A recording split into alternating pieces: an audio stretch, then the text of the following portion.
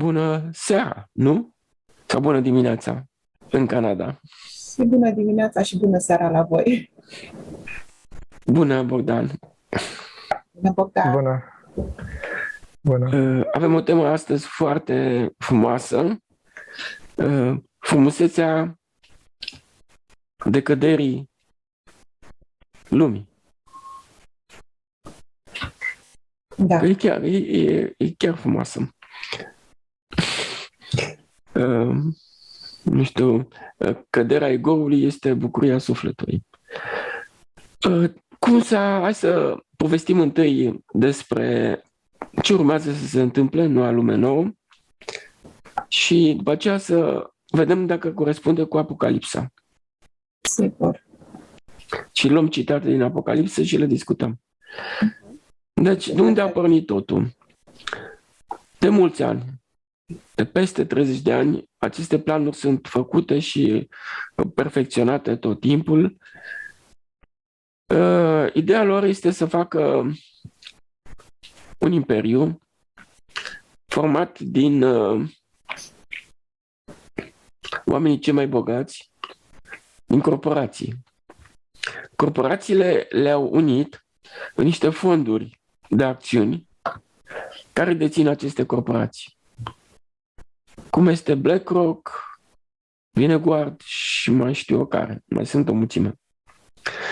Și acționarii în aceste corporații, super corporații de acțiuni, sunt cei mai bogați oameni în lume. Și în modul acesta, puterea este centralizată în mâna lor. Acum, ei sunt interesați, întotdeauna au fost interesați doar de două lucruri, de bani și de putere.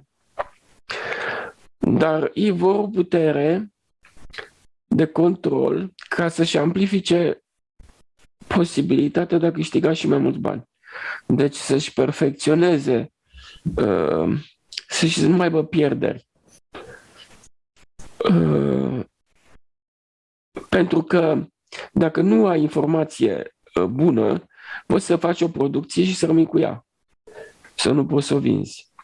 Și pentru că tehnica și știința de acum pot să le ofere această posibilitate, să știe ce gândești, ce dorești și să vină în întâmpinarea dorințelor tale la fix și să producă atât cât este cererea, asta înseamnă că ei vor putea să facă o economie deosebită la resurse. La putere, ei doresc au o satisfacție când văd că oamenilor le este frică de ei, tremură în fața lor. Adică când omul înțelege că depinde de un proprietar de sclavi și este teamă nu-și piardă viața. Deci acea teamă le dă lor sentimentul de Dumnezeu pe pământ și îl caută această poziție. Deci hai să zicem că am cu 30 de ani în urmă, 30 ceva de ani în urmă, acest deep state global, format în general din două părți. O parte care a făcut bani din economia reală și o parte care a făcut bani din jocul la bursă. Și cele două părți se bat între ele de atunci. Dar ambele părți au această idee a unei lumi globale fără granițe, adică fără taxe. E foarte important să nu aibă taxe și fără reglementări multe. Deci cu foarte puține reglementări. Iar reglementările să le pună ei. Nu să fie supuși la reglementări. Pe de altă parte, această idee este în sensul dorințelor populației. Populația vrea întotdeauna plăceri, lucrurile să fie cât mai ieftine și să aibă comodități, bunăstare, să copieze pe oamenii bogați. Toată lumea vrea lucrul acesta. Și din cauza asta ei au început cu externalizarea economiei americane, au externalizat-o în diferite țări și în principal în China, unde mâna de lucru era foarte ieftină.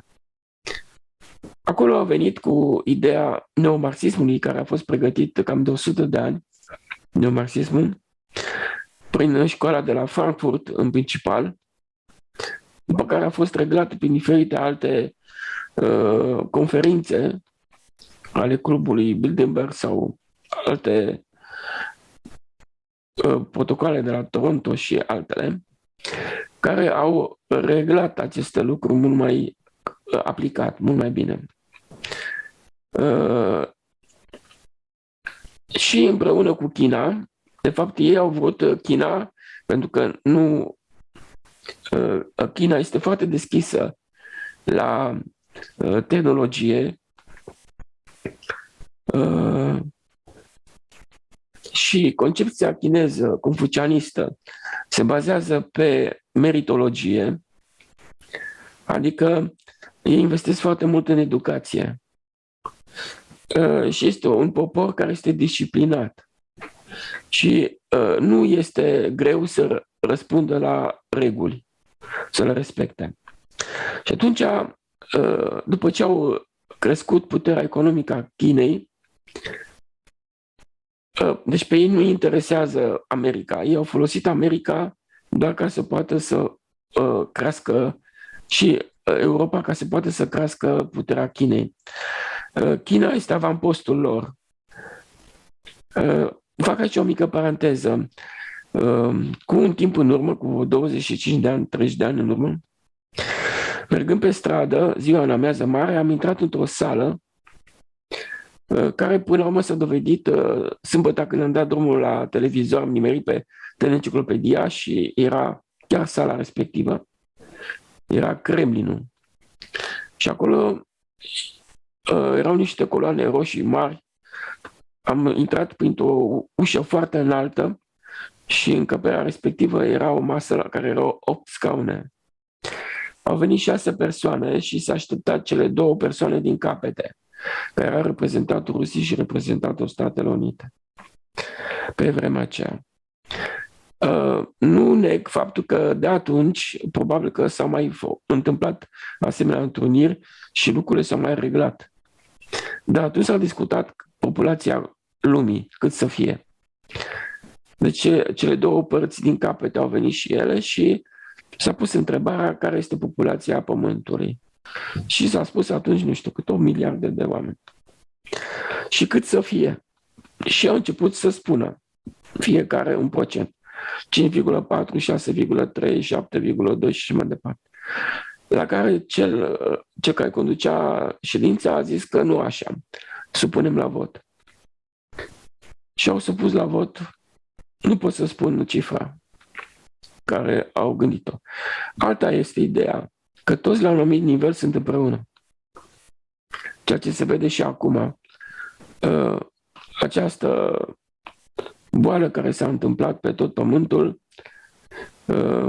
a răspuns la fel până și Rusia. Deci toate sunt doar jocuri de fațadă pentru oameni, ca să nu înțelegem de fapt că zarurile sunt aruncate. Direcția în care vom merge este deja realizată, gândită în cele mai mici amănunte. Ce se mai întâmplă mai departe? Economia lumii de mult timp stă pe credite.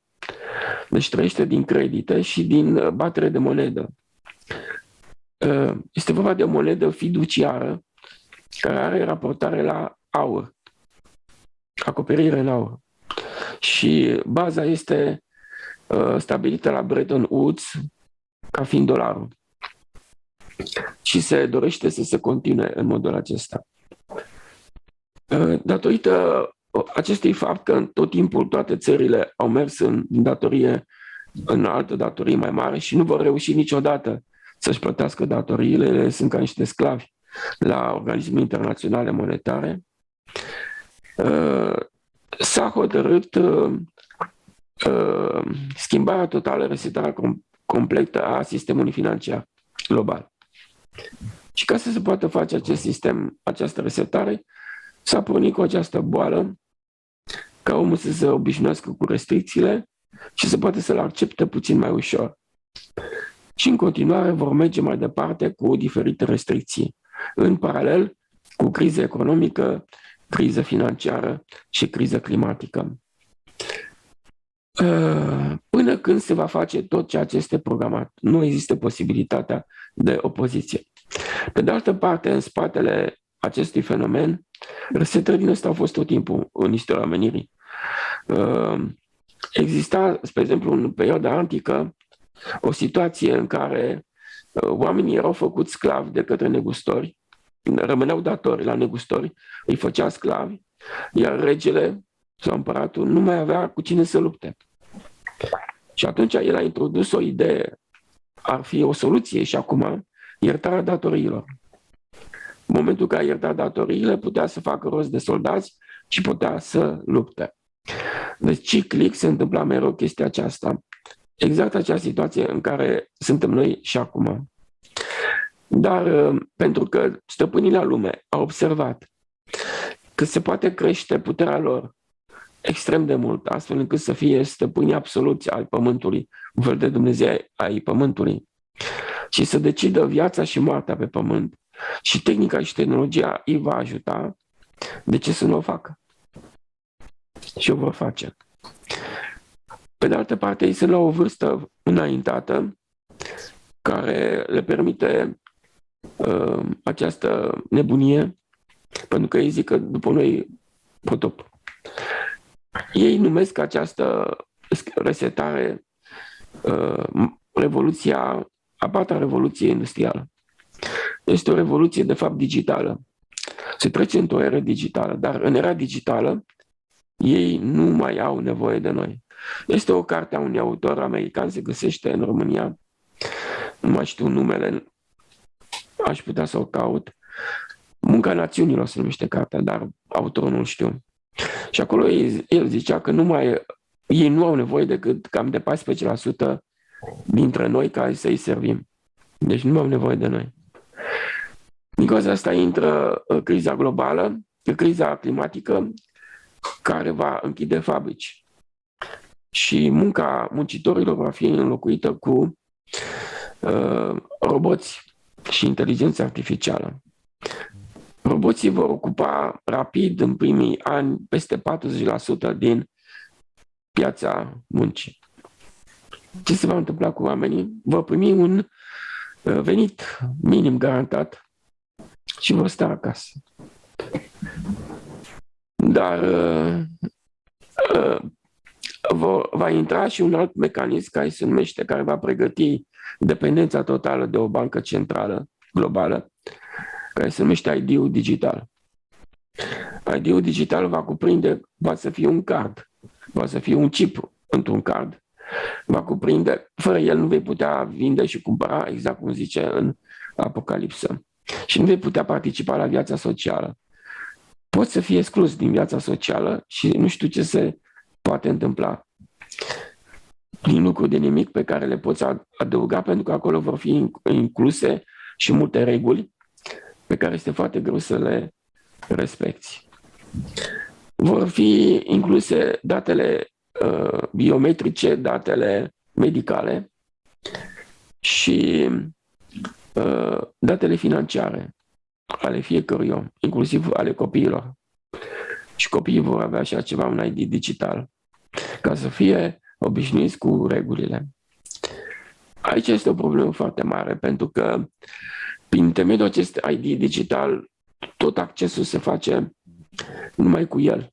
Accesul la internet, accesul în spații publice, condusul, tot ceea ce faci tu, activitate socială, vei fi legat prin ID-ul digital. Pe de altă parte, ei deja au introdus un internet al lucrurilor. Deci toate lucrurile din jurul nostru se interconectează între ele. Frigiderul cu calculatorul, cu mașina de spălat, cu mașina de ras și așa mai departe, și comunică informații despre tine. Astfel încât cineva, acolo, inteligența artificială, știe toate preferințele tale și tot ce se întâmplă cu tine. Și vor introduce un alt internet, internetul corpurilor. ceea ce înseamnă că vom avea la purtător sau în corpul nostru un chip care va comunica cu exteriorul și ei vor putea să ia date despre noi în fiecare clipă. Asta înseamnă o pierdere a libertății totală. Pentru că, spre exemplu, această bancă mondială poate să se comporte ca stăpânul tău și să decidă ce vrea ea cu tine, ce medicamente să-ți dea, ce să facă cu tine, pe ce nivel a societății să te situezi. Așa. Deci se obține un fel de punctaj și o anumită categorie. Deci oamenii intră pe categorii. Categoria AAA, categoria AA2 și mai departe. Diferite tipuri de împărțiri. Și aceste categorii îți dau posibilitatea să accesezi anumite facilități sau nu. Pierderea totală a autonomiei tale și deci tu nu mai deții, nu mai controlezi viața ta. Ești deținut. Ești deținut de altcineva. Viața ta aparține altcuiva. Acest sentiment, nu știu, va fi foarte complicat de acceptat pentru oameni. Pe de altă parte, li se vor da foarte multe facilități ca să poată să accepte aceste chestii. De la marihuana, care va fi liberă la cumpărare în magazine, cannabis sau alte droguri, până la tot felul de avantaje. Deci când îți dă o chestie de făcut, îți dă și un avantaj dacă o accepti. Și oamenii, majoritatea, pentru că peste 97% sunt puternic necredincioși, vor accepta.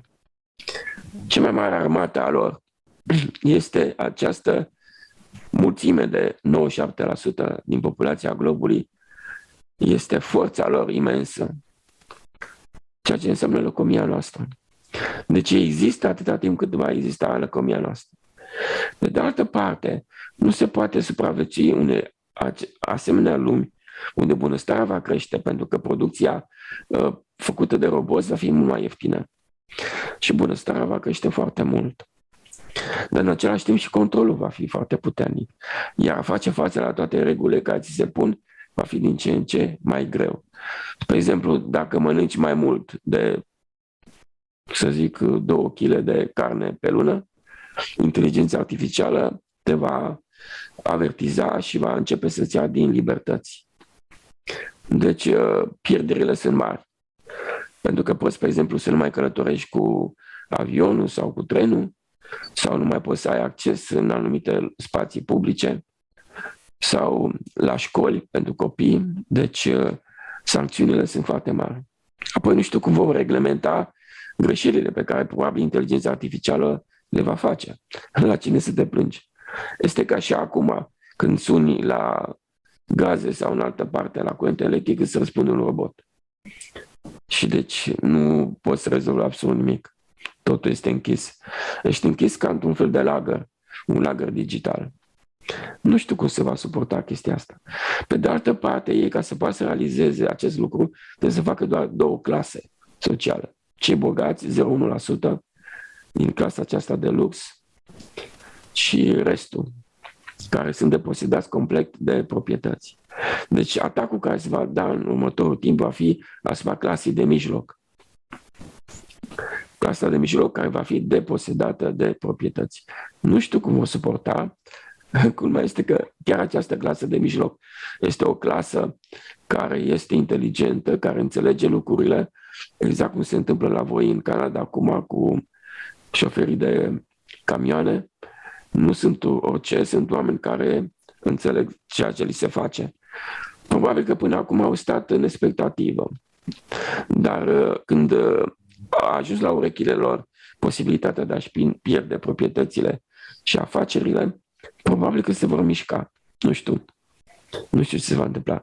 Pe de altă parte, tot ce știu este că în spatele acestor mecanisme, care aparent sunt constrângătoare, este tot Dumnezeu. Pentru că prin acest tip de societate capitalistă, individualistă, noi ne-am legat de materie extraordinar de mult și am început să pierdem energia vieții. Asta se vede din faptul că restricțiile sunt globale.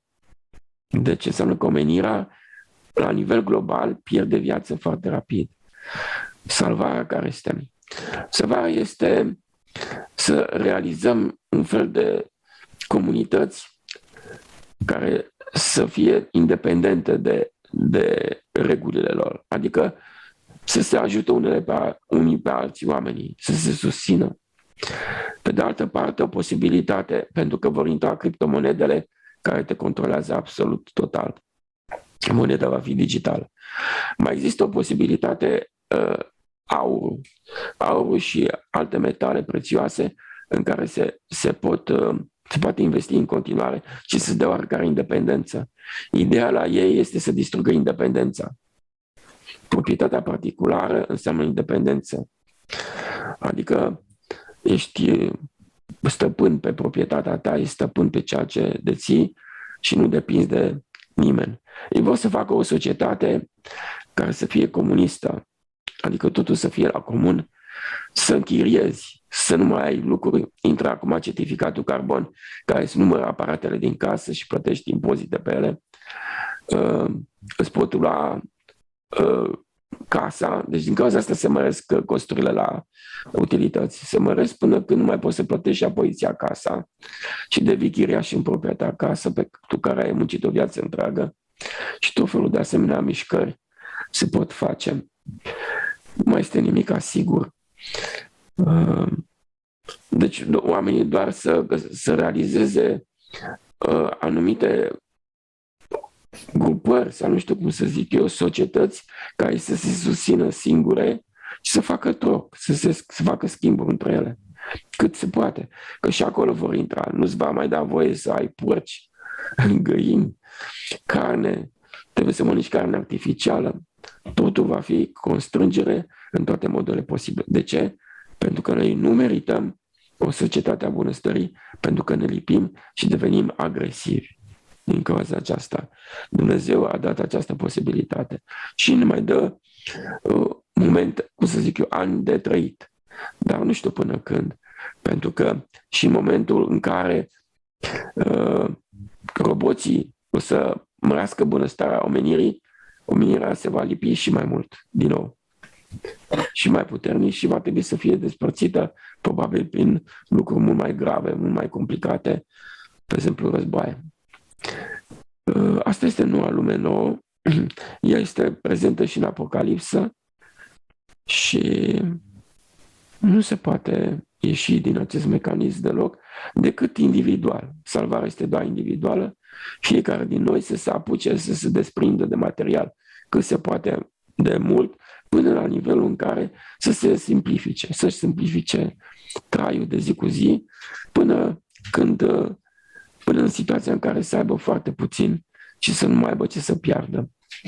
Când va fi în poziția respectivă, Dumnezeu va intra în spațiul ăla gol și îi va ocroti, indiferent ce se întâmplă în afară. Deci asta este singura soluție. Bogdan, cum vezi tu situația și apoi intrăm în Apocalipsă? Da, ăștia, stăpânii lumii, se întâlnesc de fiecare dată la 100 de ani și se întâlnesc și stabilesc pentru 100 de ani următorii. Că dacă stăm să observăm, din 100 în 100 de ani a fost o pandemie. Acum 100 de ani, acum 200 de ani, acum 300 de ani. Deci ei stabilesc dinainte. Hai să nu folosim cuvintele astea, folosim alte cuvinte. Da. Iar ai vorbit pe plan economic și politic, dar și pe plan religios, ecumenismul, unirea tuturor bisericilor. Da, se realizează. O nouă religie. Iar observăm că oamenii reacționează pe plan exterior, dar ei se pot folosi de chestiile astea, cum ar veni răsturnarea sistemelor, o lovitură de stat. Adică să zicem că prin aceste proteste, că mii de oameni ies în stradă, ei se folosesc ca să creeze anarhie, haos, ca să zic că venim noi cu o nouă ordine mondială la nivel global. Și se folosesc. Și cade un sistem, vine altul, mai dictatorial. Cum a fost și a căzut comunismul, s-au bucurat că a fost o revoluție, de fapt a fost o lovitură de stat și a venit capitalismul, care am zis că o ducem bine, dar mai rău a fost de 30 de ani. Deci să folosesc, pentru că noi căutăm pe plan exterior, noi căutăm în exterior soluția, dar nu este acolo. Soluția este la fiecare individ. Ca și soluția în comunități, păi ca să fie comunități trebuie să plece de la fiecare individ. Fiecare individ să lepede de ego, de interesul personal. Că individ cu individ, ca fiecare celulă, creează un organ acolo. Deci asta e soluția. Nu mai spus, fiecare scapă cine poate. Lucrarea cu tine, de lepădarea ego-ului. Și sunt, dacă intri în divin, sunt soluții, adică poți să trăiești într-un sistem de ăsta, dar să nu fii văzut dacă ești în divin. Se pot întâmpla miracole. Corect. Să dispari, să apari, să intri unde vrei, să nu te vadă. Deci sunt. Dar trebuie să fie golul de eu, să lipsească. Așa asta. Iuliana, care e părerea ta? Da, sunt sigură că ne putem crea propriile noastre Mai tare. univers. Sunt sigură că ne putem crea propriul univers în care să nu ne atingă prea mult sau să nu ne atingă aproape deloc. Dar mai ales să știi că noi suntem cam departe totuși. Avem mult de lucrat la noi și nu știu cât vom reuși. Ideea e dacă vom ajunge în lumea în care spui tu, dacă mai e drum de întoarcere. Nu mai există. Deci noi, copiii noștri nici nu o să știe că a fost o altă lume înainte. Se va șterge totul. S-a dus, s-a terminat. Da. Va fi o lume digitală. Ei vor fi încântați de chestia aceasta. Dar zice că e normal.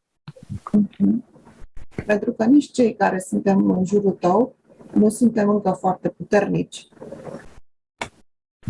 Și am o întrebare care nu vom răspunde la ea acum, o am pentru cei care sunt în școala iubirii și întreb pe ei să se întrebe singuri în fața oglinzii dacă, să spunem că mâine s-ar reveni la viața care a fost în 2019, dacă ei ar mai rămâne în școala iubirii sau nu.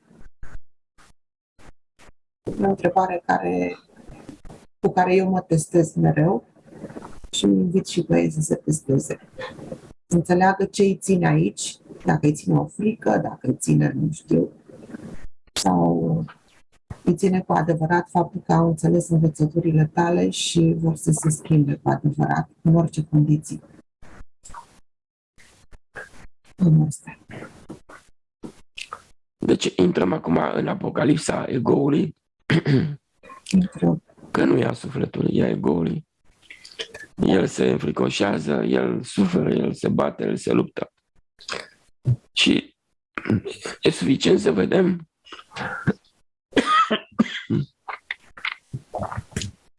nivelul luptei. Cu cât lupta este mai mare, cu atât va trebui să vină schimbări mai rapide.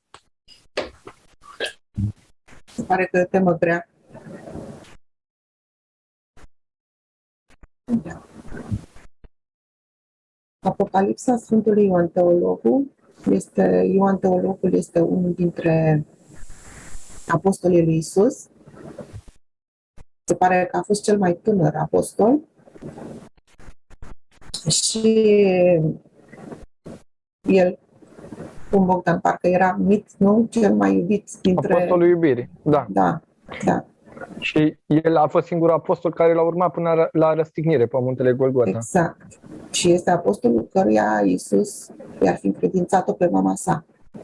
Da. Ceea ce și aici cuvintele sunt cu mai multe înțelesuri, nu? Da. Și da, am înțeles că e singurul apostol care nu a avut o moarte violentă. Da, a murit natural la 100 și ceva sau 98, nu mai știu. Am înțeles că a depășit, așa am citit, că a depășit 100 de ani, nu se știe cât? Da. Unii zic 107, unii 120 și se pare că ar fi știut când i-a venit sorocul, ar fi săpat o groapă și s-ar fi pus singur în ea. Se pare că n-ar fi fost găsit apoi în acea groapă. Pentru că se spune că a fost răpit cu trupul la cer și la sfârșitul veacului va veni și el cu Sfântul Ilie și Sfântul Enoch. Da, da. Așa că să intrăm în Apocalipsă, care de fapt înseamnă revelație. N-are chiar așa, deci nu e o conotație negativă. Când ți se revelează ceva, e la o descoperire. Și depinde fiecare din ce unghi o privește. Dar și eu și Bogdan am recunoscut că citind Apocalipsa ne depășește, nu am reușit să înțelegem mare lucru, pentru că e destul de complicată. Așa că să vedem cum ne luminează Marius cu noi. O vom lua pe capitole. Eu voi sublinia câte ceva din fiecare capitol, iar Bogdan va completa. În capitolul 1, Sfântul Ioan Teologul ne vorbește despre cele 7 biserici care sunt în Asia și le și înșiruiește aici. Sunt cele de la Efes, Smirna, Pergam, Tiatira, Sardes, Filadelfia și Laodiceea. Chiar la sfârșitul capitolului 1 spune că taina celor 7 stele pe care le-ai văzut în dreapta mea și a celor 7 sfeșnice de aur este: cele 7 stele sunt îngerii celor 7 biserici, iar sfeșnicele, cele 7, sunt 7 biserici. Și eu trebuie să zică ce sunt 7 stele, 7 biserici. Da, să așteptăm un pic să vină Marius. 7 e și un simbol, știi? Da, poate o să vorbim...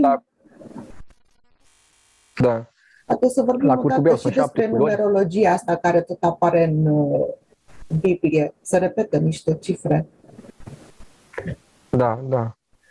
7 mai e 7 taine ale bisericii, 7 chakre în meditație. Da. În yoga. Da. Chakrele, de fapt, există în corpul nostru. Între energetici, da. Da, da, da. Da, în 7 zile a fost creat pământul. Da. De fapt, în 7 s-a odihnit. Cam asta se vorbește în primul capitol. Ce sunt alea 7 biserici, 7 stele? Are vreo importanță? Pentru mine nu. Nu, nu are nicio importanță. Nu? Pentru mine acțiunea are importanță. Deci, să trecem mai departe atunci. Mergem deja la capitolul 2. Da. Nu avem ce să vorbim atunci aici. Deja în capitolul 2 începe să ia fiecare biserică în parte și să spună cam, de fapt, Dumnezeu și judecă fiecare biserică în parte și spune ce au făcut bine, ce au făcut rău și ce pedeapsă sau răsplată își vor primi. Da. Bănuiesc că iar, din moment ce nu are nicio legătură, nu are nicio legătură, importanță, fiecare biserică, cine e. Nu? Mergem mai departe? Da.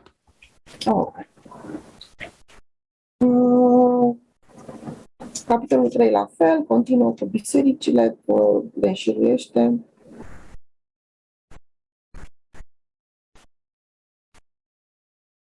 În capitolul 4 zice: îndată am fost în duh și iată, un tron era în cer și pe tron ședea cineva.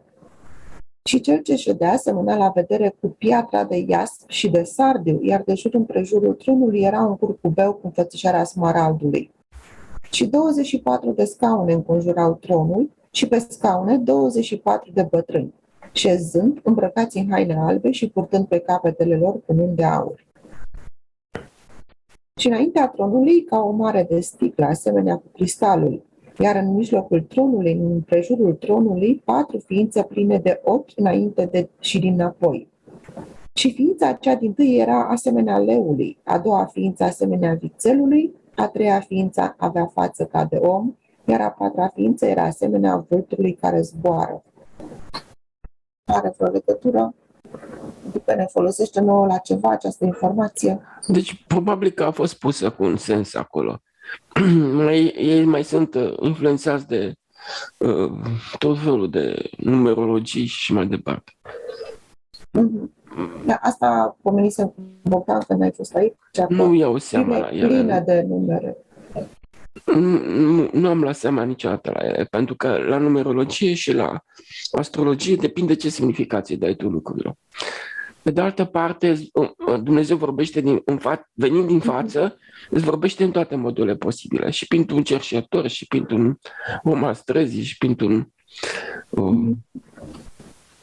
femeia de serviciu. Deci se vorbește în toate modurile posibile. Inclusiv în momentul în care deschizi ziarul, dacă vrea să-ți transmită o informație, îți cad ochii pe o astrogramă și acolo îți dă o informație care zici, wow, este pentru mine. Dar în modul acesta, sau mergi pe stradă și vezi o reclamă sau vezi o cifră și mai departe, dar tu ai în cap că cifrele acelea au o anumită semnificație. Pentru cel care are acele semnificații înseamnă ceva, pentru cel care nu le are, nu îi se oferă. Deci nu-i vorbește sub formă de cifre. Deci nu că ele ar exista sau ar avea o semnificație. Depinde ce semnificație dau oamenilor acestor lucruri și atunci Dumnezeu se înfățișează în fața lor cu ceea ce se așteaptă și le vorbește pe limbajul lor, pe deci, practic, modul lor de gândire. Le vorbește pe limba noastră. Exact. Deci nu iau seama la așa ceva. Chiar dacă sunt foarte sofisticate și înseamnă multe chestii, nu înseamnă absolut nimic. Și atunci, care o fi fost rostul de Sfântul Ioan a fost luat și purtat în Duh, cum zice el, bănuind că a fost adevărat, și apoi s-a apucat să scrie toate acestea. Da, și a fost inspirat, a primit această informație. Hai să vedem concret despre ce este vorba. Da. Concret, nu știu când ajungem la ceva concret. E vorba capitolul 5. Avem cartea cu 7 peceți, care este dată mielului. Și unul dintre bătrâni mi-a zis, nu plânge.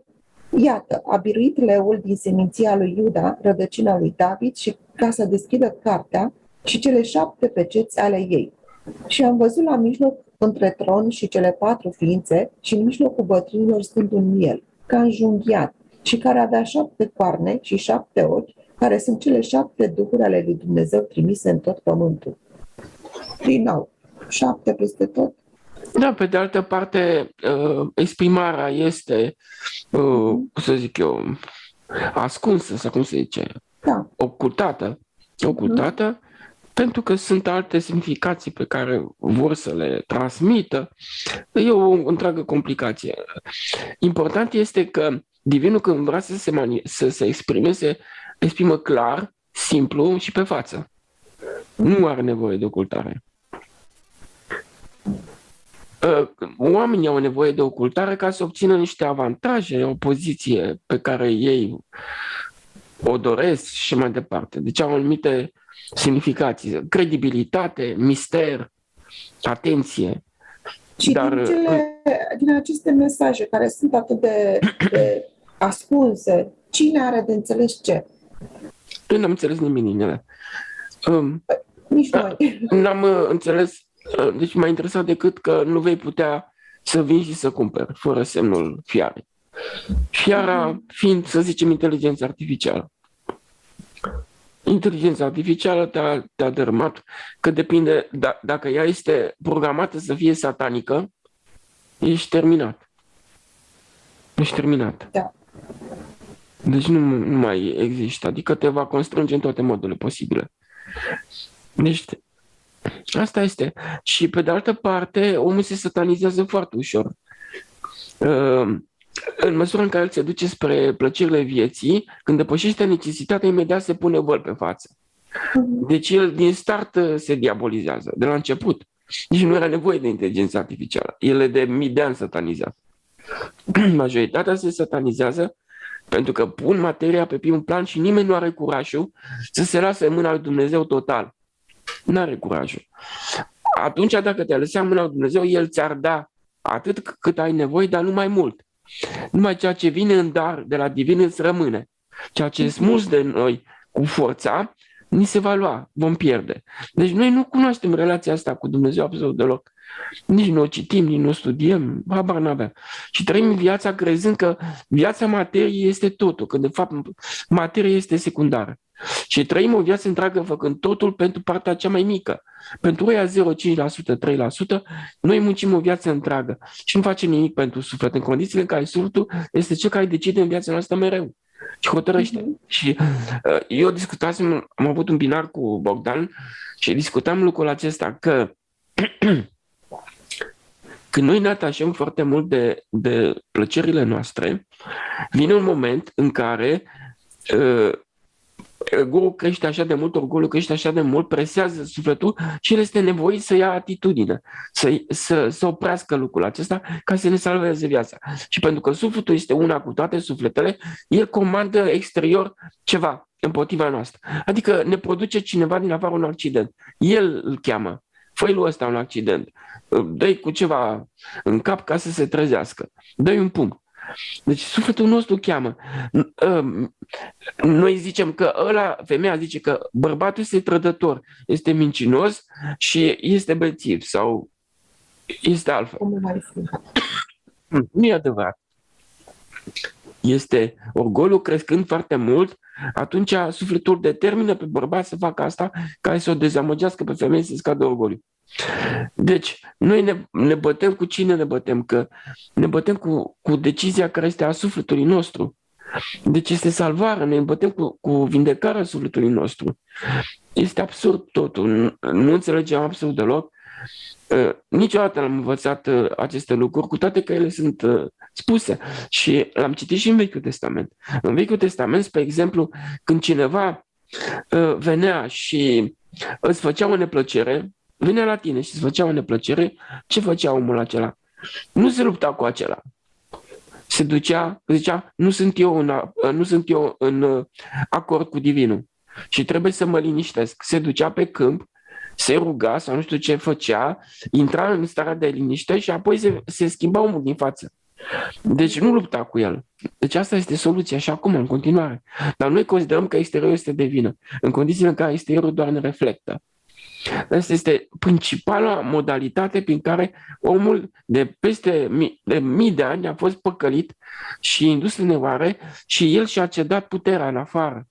El și-a dat puterea la preoți, la avocați, la politicieni, la psihologi, la toți ăștia din afară, la medici.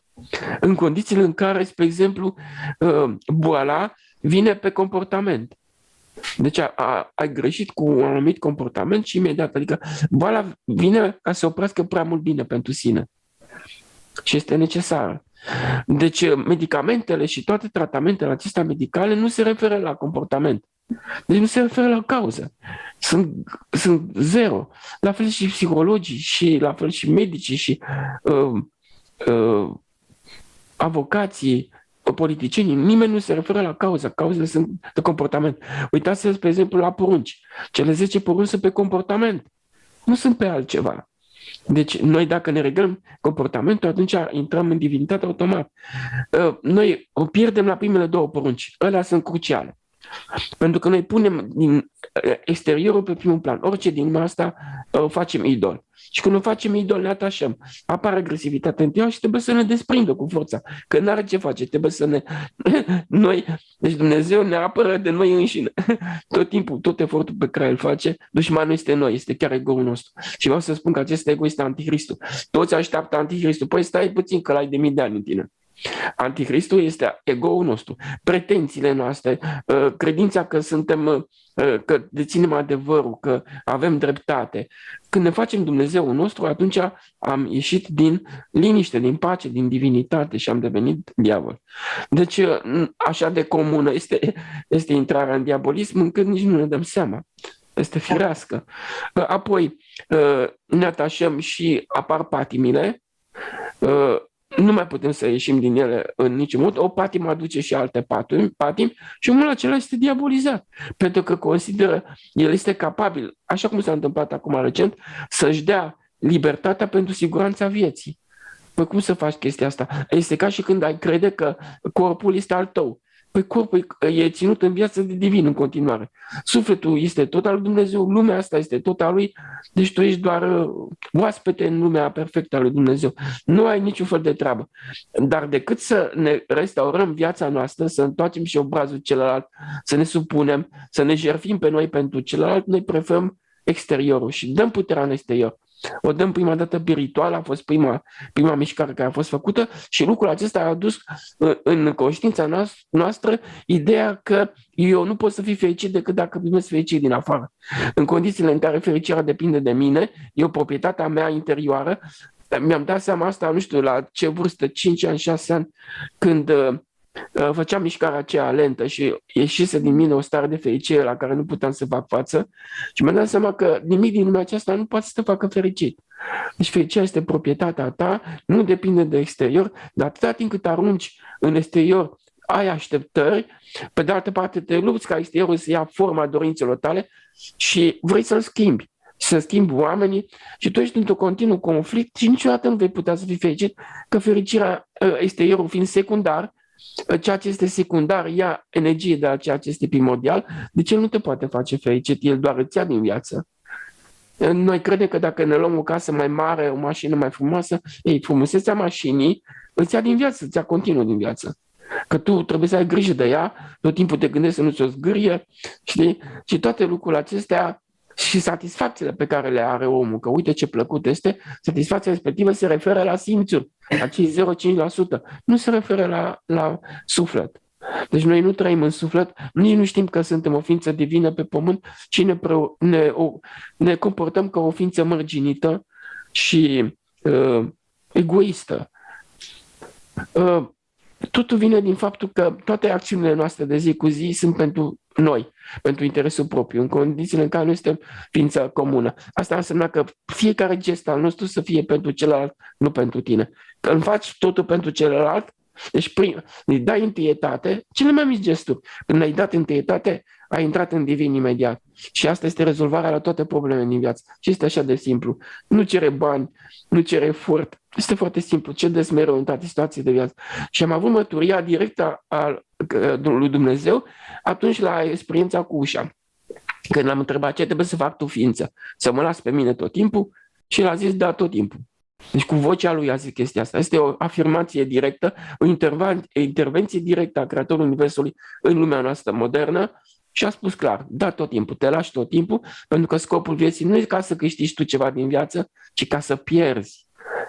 Deci nu trebuie să pierdem materie. Materia nu trebuie să o cauți, nu trebuie să faci totul pentru ea, să fii nebunit după ea. Ți trebuie să o neglijezi, să o lași în pace și în măsura în care păstrezi o distanță față de ea, acea distanță permite fericirii să vină, miracolul să se întâmple. Așa e, Bogdan. Da. Da, ne-au învățat să fim dependenți de sistem și alegând bunăstarea, belșugul, comoditatea, binele propriu, să ne se pună voal, ca să nu vedem spre ce mergem, pas cu pas. Ne s-a pus voalul și fac ce vor cu noi, că noi ne-am dat puterea lor. Suntem orbi. Da. Voalul ăsta e atât de gros încât sunt oameni care nu au ales ce au ales pentru sănătate, au ales pentru distracție. Nici măcar n-au ales ca să, gândindu-se că vor fi sănătoși, au ales ca să poată să plece undeva într-o vacanță sau să intre într-un magazin. Ceea ce mi se pare și mai grav, dacă se poate avea grad de comparație. Pe de altă parte, aceste restricții care s-au întâmplat și drame ale omenirii au trezit mult mai mulți oameni, Da. au obținut ceea ce ei nu vreau. Acum, mult mai mulți oameni se gândesc că și înțeleg ce li se întâmplă și încetul cu încetul încep să se desprindă, pentru că altă soluție nu există. Se desprind din ce în ce mai mult, redescoperă viața adevărată, bucuriile vieții, se bucură puternic de ceea ce sunt ei și da, deci ca să ai nevoie de o dramă din asta, o suferință din asta mare ca să poți să te desprinzi de vechile obiceiuri. Ceea ce pentru unii este că ei nu vor să piardă avantajele pe care le au și încearcă să lupte să le mențină. Este un chin, pentru alții este de fapt o eliberare. Fiecare cum le vede. Și oare ce face diferența între aceste două tabere, să zicem?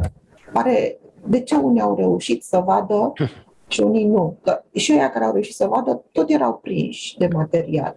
Să știi că vin pe nivele. Deci fiecare din noi venim pe nivele, acolo sus suntem stratificați pe merite, meritologie și să nu crezi că cei care nu văd acum nu vor ajunge. Poate în alte vieți vor ajunge și ei în aceeași poziție, să-și dea seama, să înțeleagă, dar acum nu se poate. Da. Da. Hai să vedem dacă găsim ceva în capitolul 6. Interesant.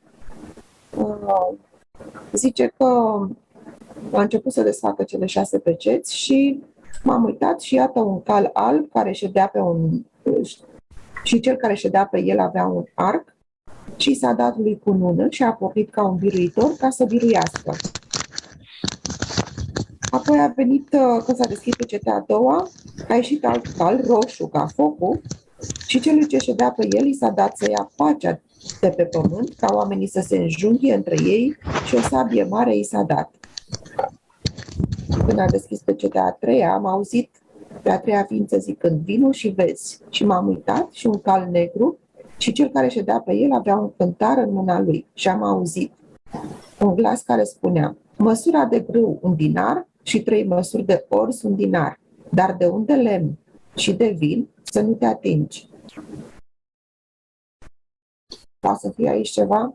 Metaforă, nu pricep, nu pot să le pătrund. Unde lemnul și vinul, poate, pentru că au legătură cu biserica, crezi? Biserica este clar că va fi destrămată de la vârf. Deja este destrămată cu încetul. Am citit în protocoalele acelea de la Toronto că trebuie neapărat accentul să fie pus pe ritual, deci știi foarte bine ce au făcut. Așa. Și ca omul să nu învețe, să nu înțeleagă, să nu poată să evolueze. Ei n-au nevoie de oameni care să înțeleagă aceste lucruri. Au nevoie de oameni neștiutori. Din cauza asta învățământul va scădea foarte mult. Știi ce scade la învățământ? Problematizarea. Adică copiii nu vor mai fi învățați să gândească, nu vor mai fi întrebați care este părerea lor. Asta este problema cea mai gravă posibilă.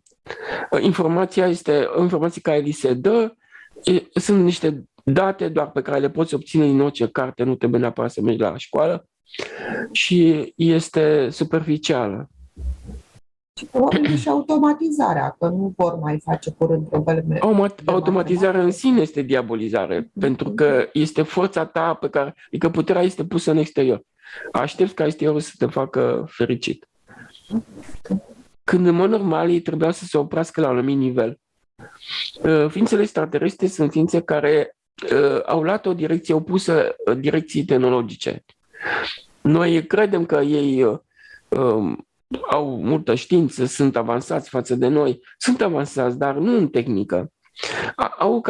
Au dezvoltat capacitățile interioare la maxim, capacități care le avem fiecare. Dacă eu am putut un copil să plece din trolebus, să ajungă pe planeta lor, pe distanța a 3 stații de trolebus și să mă întorc înapoi, orice om poate să facă acest lucru. Sau să mă duc la capul Bunei Speranțe, sau să mă duc în viitor, să călătoresc în viitor, sau să călătoresc în trecut. Deci toate lucrurile acestea care orice om poate să le facă. Asta am vrut să arăt, că nu e. Condiția este ca să fie desprins de material. Asta e condiția. Dar ce nu ne convine, de fapt. Nu ne place. Divinul nu ne place deloc. Da, pentru că sunt programele, am vorbit de atâtea ori, programe din spate. Îi povesteam lui Bogdan că înainte de a intra în legătură cu tine, nici măcar nu eram o mare bisericoasă, nu mă duceam decât cum se duce omul, de Paști sau ce știu eu la biserică, dar intrând în energia ta, dintr-o dată m-am trezit că sunt dogmatică, dar nu în sensul neapărat rău, pentru că n-am restrins nimic din ce ai spus tu. Dar am căutat explicațiile la ceea ce ieșea din mine, nici n-am știut de unde mi ies astfel de informații. Că nu eram așa să le citesc sau să le... Habar n-aveam. Și... Deci, dar simțeam nevoia să le lămuresc. Deci sunt programe din spate care vin, nu știu de unde vin și ne săcuie și mulți dintre noi nu ne dăm seama și probabil că le identificăm cu noi și cu ceea ce crede despre viață sau nu știu. E mai aceste informații din aceste cărți, cele 4 cărți pe care le-am scos la editura Darana, sunt studiate și de servicii, nu numai din țara noastră și din alte țări, că dacă nu ar fi importante, nu ar fi fost studiate, în condițiile în care foarte mulți oameni se supără, se înfurie și nu pot să le accepte. Ele sunt, de fapt, acolo sunt multe taine, multe secrete care se pot folosi și să ne schimbe viața. Fundamental, așa cum discutam, că schimbarea nu se poate să face asupra exteriorului, pentru că exteriorul este secundar și este doar consecință. Schimbarea se face numai asupra noastră, interiorului nostru, și când ne schimbăm noi, se schimbă și exteriorul, și soțul, și soția, și copiii, și societatea, toată lumea se schimbă în măsura în care noi ne schimbăm. Asta este soluția. Bine că trebuie, când e vorba de societate, trebuie să atingi un anumit număr. Să zic 50% plus 1 sau, nu știu, să ne apropiem de acest 50%. Și atunci se face schimbarea. Dar se poate porni de la un singur om. Bine că se poate face și o revoluție deosebită, dar nu este ceva deosebit. Aceste lucruri sunt spuse dintotdeauna. Domnul Iisus, această revoluție a făcut-o. E total de neacceptat, Domnul Iisus. Din cauza asta, omul vrea să împlinească un ritual și nu vrea să se jertfească ca Iisus. Pentru că Iisus a făcut un lucru foarte puternic. A atacat plăcerea.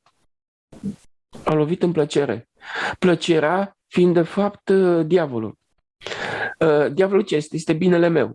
Când noi ne urmărim binele, exact ceea ce ne îndeamnă toată societatea, binele, cât mai mult bine, că eu m-am întâlnit cu diavolul de 2 ori.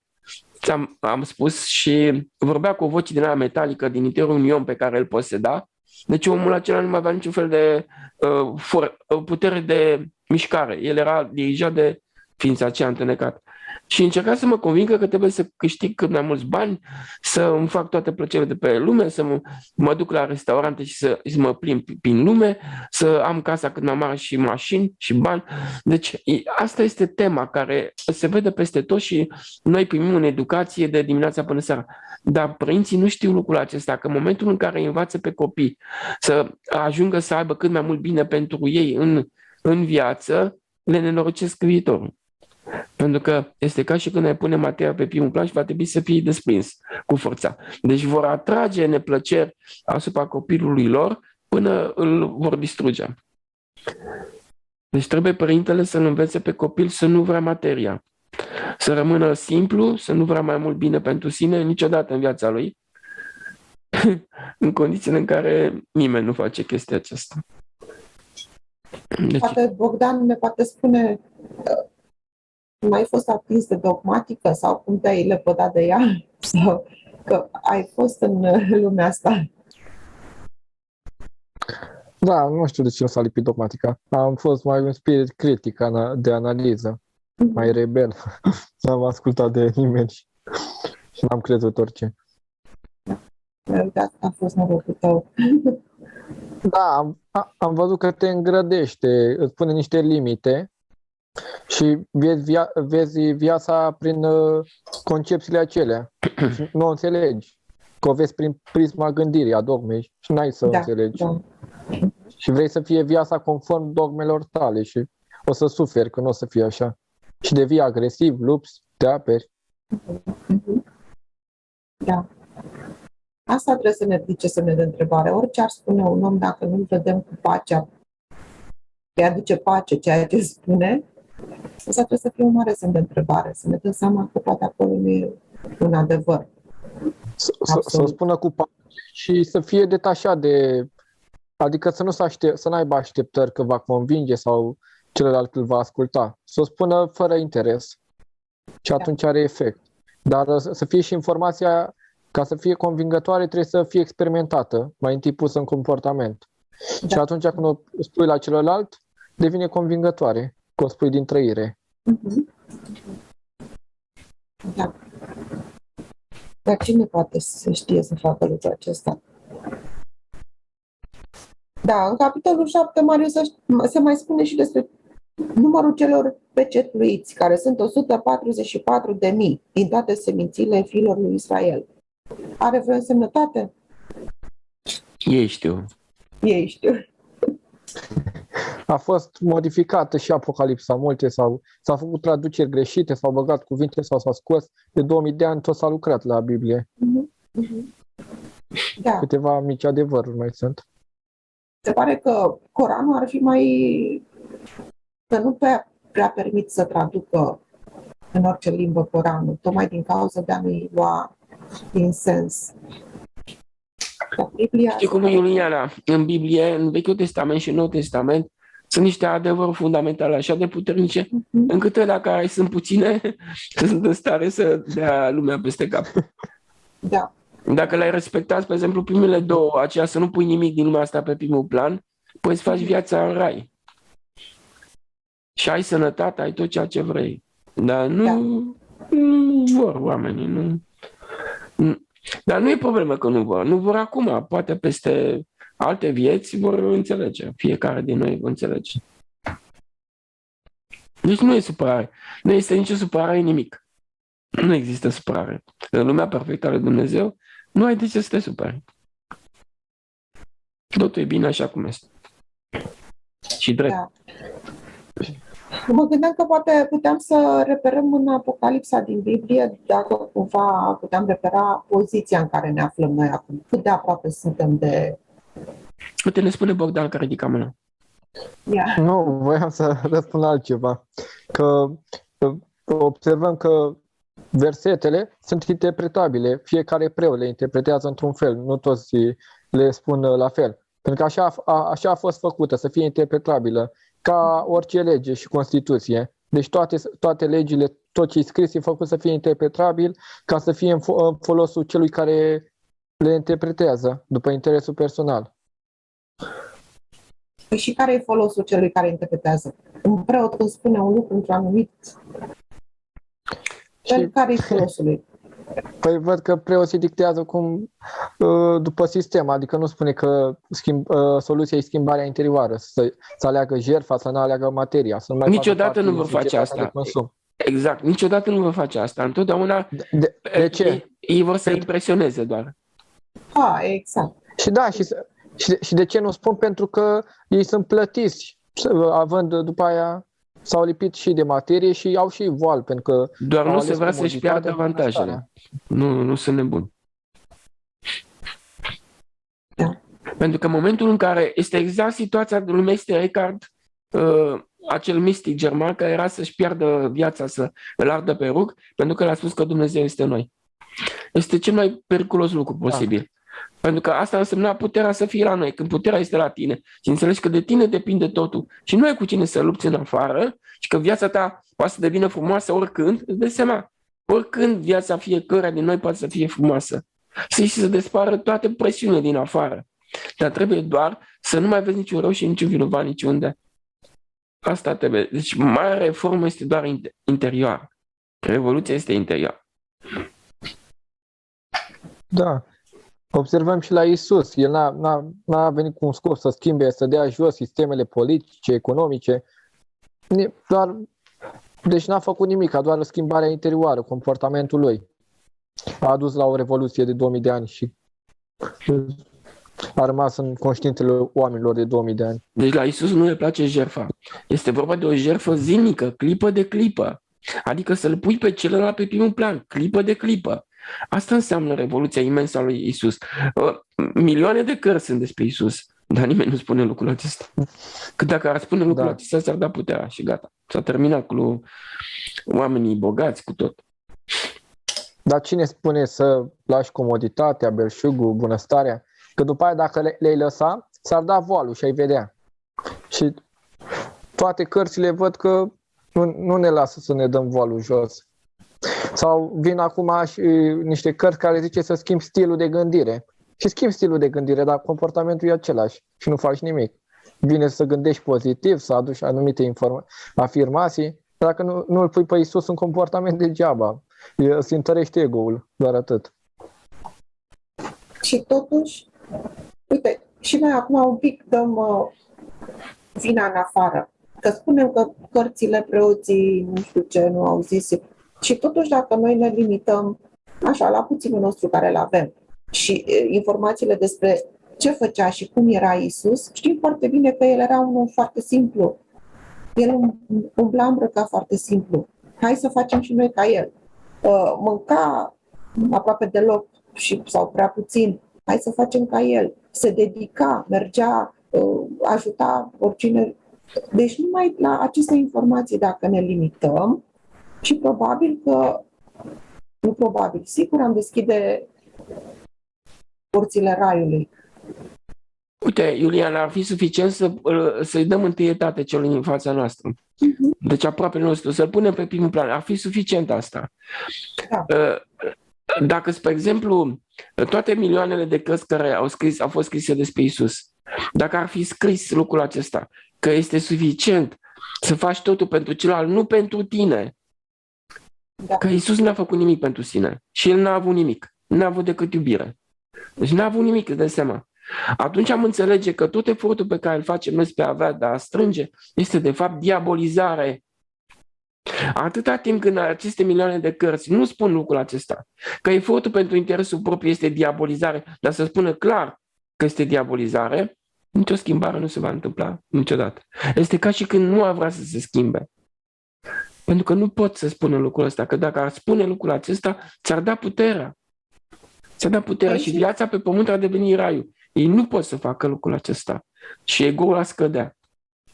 Păi mai e informația, știi, care îi dă pe mulți peste cap, că Iisus a venit să ne răscumpere păcatele și a murit pentru păcatele noastre. Nu-i așa, Bogdan?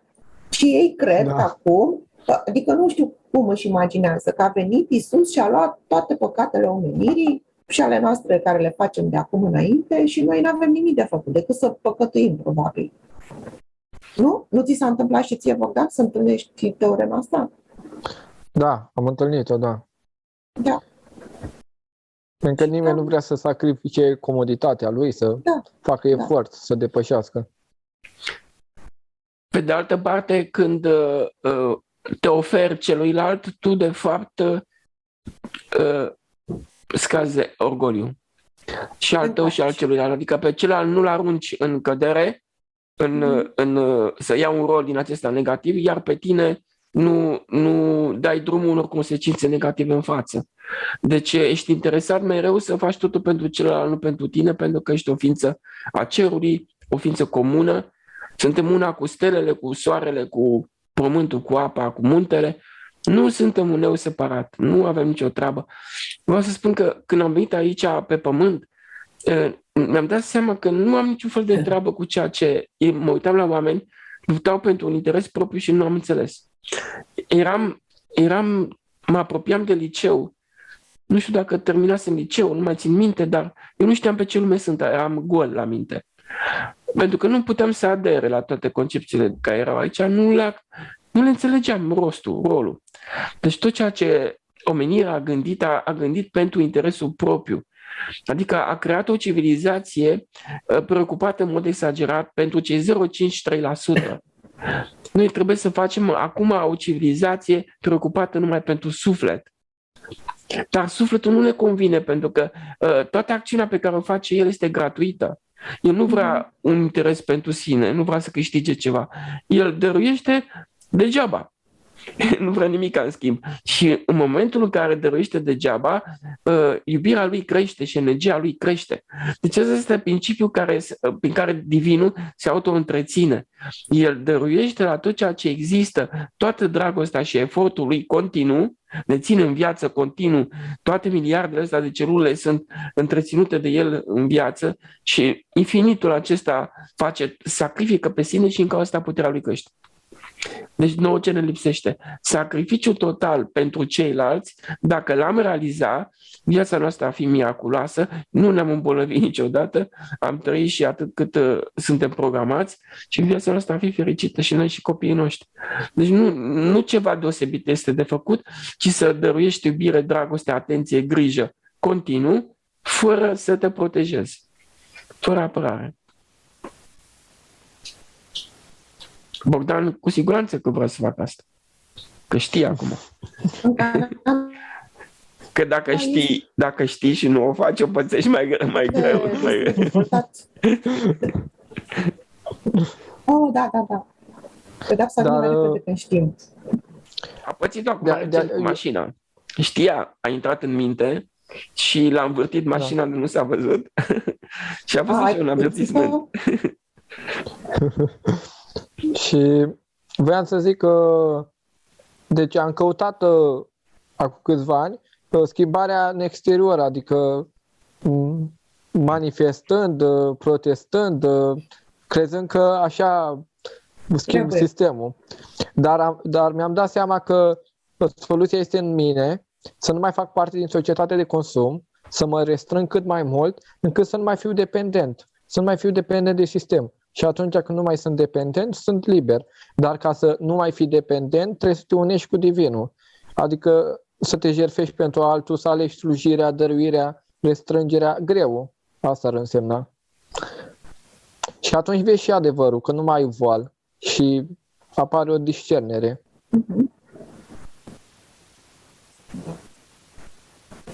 Și asta e cel mai mare pericol. Ei nu ni să spune. De aceea, băi, hai, te duci la o revoluție. Acolo poate să intre serviciile, dar dacă tu începi schimbarea interioară în tine, nu mai vine niciun serviciu. Și se tem. Nu poate să lucreze acolo. Nu o să vină și o să zică fă parte din societatea de consum. Păi dacă nu mai faci parte din societatea de consum și te restrângi, păi nu mai apare boala. Și nu mai ai nevoie de medici, de farmacii și de spitale. Dacă știi că Dumnezeu e în tine, nu mai ai nevoie să îl cauți în exterior, nu mai trebuie să cauți fericirea în lucruri materiale, că ea nu este, e doar ambalată, care este doar suferință. Ne-au păcălit bine, ne-au pus etichete. Toate concepțiile, 99% sunt numai minciuni. De aceea și suferim, că ne întrebăm de ce suferim. Pentru că toate conceptele sunt greșite, eronate. Că sunt stabilite numai pentru ego, pentru întărirea lui. Nimeni nu spune jertfa de sine. Nici în biserică. Te ia somnul când începe să vorbească, dar nimeni nu spune de jertfa de sine. Că ăsta e esențialul. Te duci la biserică, te întorci înapoi, îți vezi de afaceri, îți vezi să-ți umpli burta în continuare, te cerți cu vecinul, îți ridici garduri, îți cumperi mașini mai tari ale vecinului și mergi la biserică și zici că gata, s-a prins niște lumânări. Pentru că să pune accent numai pe exterior, dar nu rezolvi nimic pe exterior. De toate situațiile de viață care vin neplăcute, noi zicem că ele sunt de vină și căutăm vinovați în exterior sau în rău. Dar noi ne uităm întotdeauna la efecte și nu vedem cauza. Că dacă am ști că cauza este la noi, păi acolo ne-am luat puterea. Deci puterea este în mâna noastră. E simplu, dar oamenii nu aleg simplitatea, că trăind în minte, mintea face probleme și asta e. Deci mintea face probleme și tot ea caută să le rezolve. Dar nu o să rezolve nimic, pentru că lucrează la efect și nu la cauză. Deci când stai în suflet, lași viața să curgă, să fie cum vrea ea, oamenii să se manifeste cum vor ei. Că ei se manifestă așa pentru că suntem noi în interior și ne arată că suntem cu arme interioare sau că alegem comoditatea, plăcutul, deci ei ne avertizează că suntem în neregulă. Cum am fost cu mașina, am intrat în gânduri, m-am raportat la un eu sau am avut arme interioare de critică și judecată și imediat a venit trezirea, dar mi-am dat repede seama de n-am pățit nimic. Și ce ai pățit? Ai intrat în derapaj. Da. Dar imediat, dacă mă atașez sau o chestie, imediat vine la mine, nu mă lasă mai mult. Ia să Deci vezi, are Marius, pretenții de la ce tine. ego meu acum, ce întrebare are. Păi dacă, ca să poți să înțelegi ceea ce transmiți tu, trebuie să ai un anumit nivel, nu? Învățăturile Și tale. păi e destul să pui pe Dumnezeu un comportament, să alegi ce a făcut și Isus. Atâta. Deci alegi modelul lui Isus. Simplu. Atât. Asta e învățătura. Să pui în comportamentul tău modelul lui Isus, ce a făcut Isus. Și orice situație de viață sau vine un conflict sau ceva. Și spui ce ar face Isus în cazul acesta. Eu fac ca Isus, că sufletul este Isus. Asta e clar. Dar eu mă refeream la informația care ne transmite Marius prin cărțile lui. Ca să le poți înțelege, o persoană oarecare să le poată înțelege, trebuie să aibă și un anumit nivel, nu? De evoluție. Și atunci întrebarea vine, acele persoane suspuse care studiază ție acum cărțile Marius, cum pot merge mai departe pe calea lor? Adică eu mă gândesc, dacă aș fi una din persoane și aș pune mâna pe o astfel de informație și aș și înțelege-o, eu cred că m-aș lăsa de meseria care o fac. Nu? Adică așa merge logica. Adică de ce cum aș putea să mai merg în continuare pe calea aia, care deja știu că e greșită? Deci, eu asta nu înțeleg. Cum pot merge ei mai departe? Să cunoască să aibă astfel de aur în înțelegerea lor și totuși să nu știu, să-l manipuleze așa de mult. Au voal, că nu vor să se restrângă. Prima etapă este restrângerea. Cât mai mult. Atât de la mâncare cât și de la gânduri.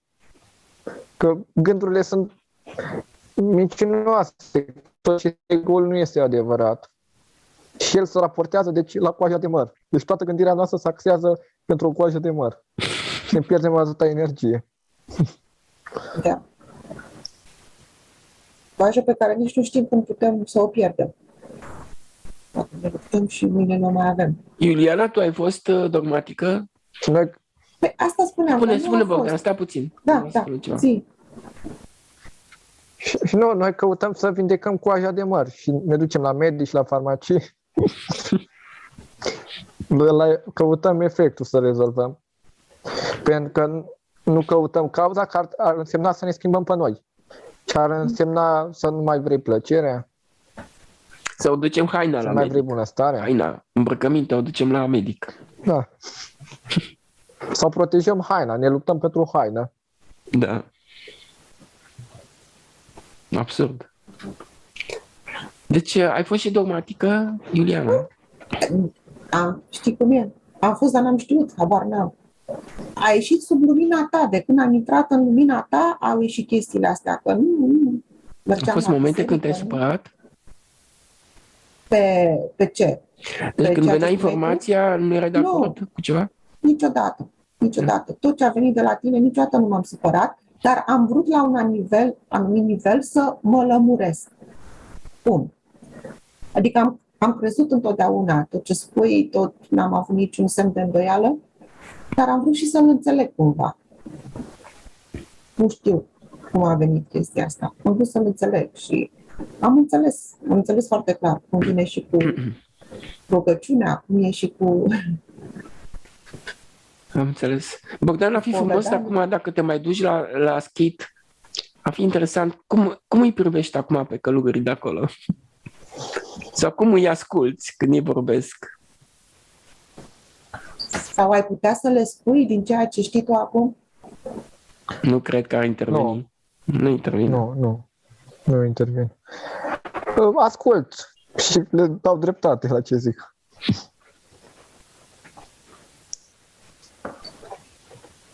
Da, nu caut un scop, sau să am o așteptare. Ca ai o așteptare, vine o dezamăgire. Tu zicea că asta e soluția. Spune. Da. Deci asta e soluția. Deci când începi atunci, deci alegi jertfa de sine, alegi ce tot scrie în cărțile tale, îi pui pe Dumnezeu un comportament și atunci emani pace și omul o să-l schimbi pe celălalt. Pentru că eu m-am uitat atunci când a apărut la Voi cu Voicu, pe mine asta m-a uimit cel mai tare. Deci să simțea pacea dincolo de ecran. A ajuns pacea la mine. Deci asta, prin asta schimbă omul. Pacea în tine și se schimbă. Devine și el liniștit. Deci Și asta m-a uimit, că n-am mai văzut. Voi cu Voicu te-am văzut.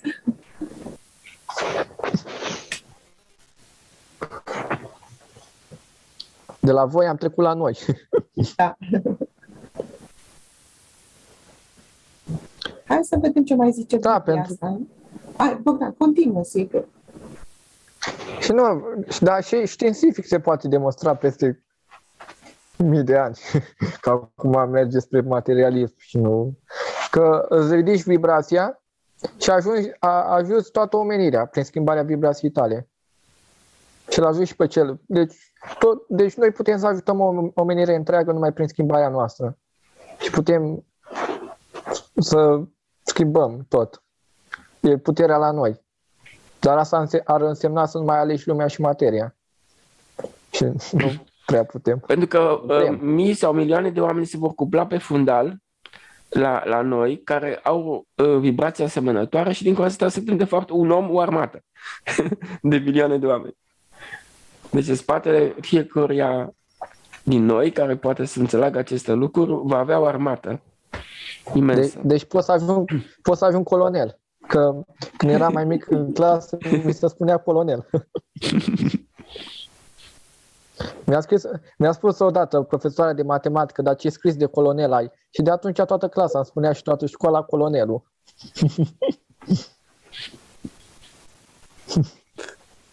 Oare cum scrie colonelul? Ia să ne dai o mostră.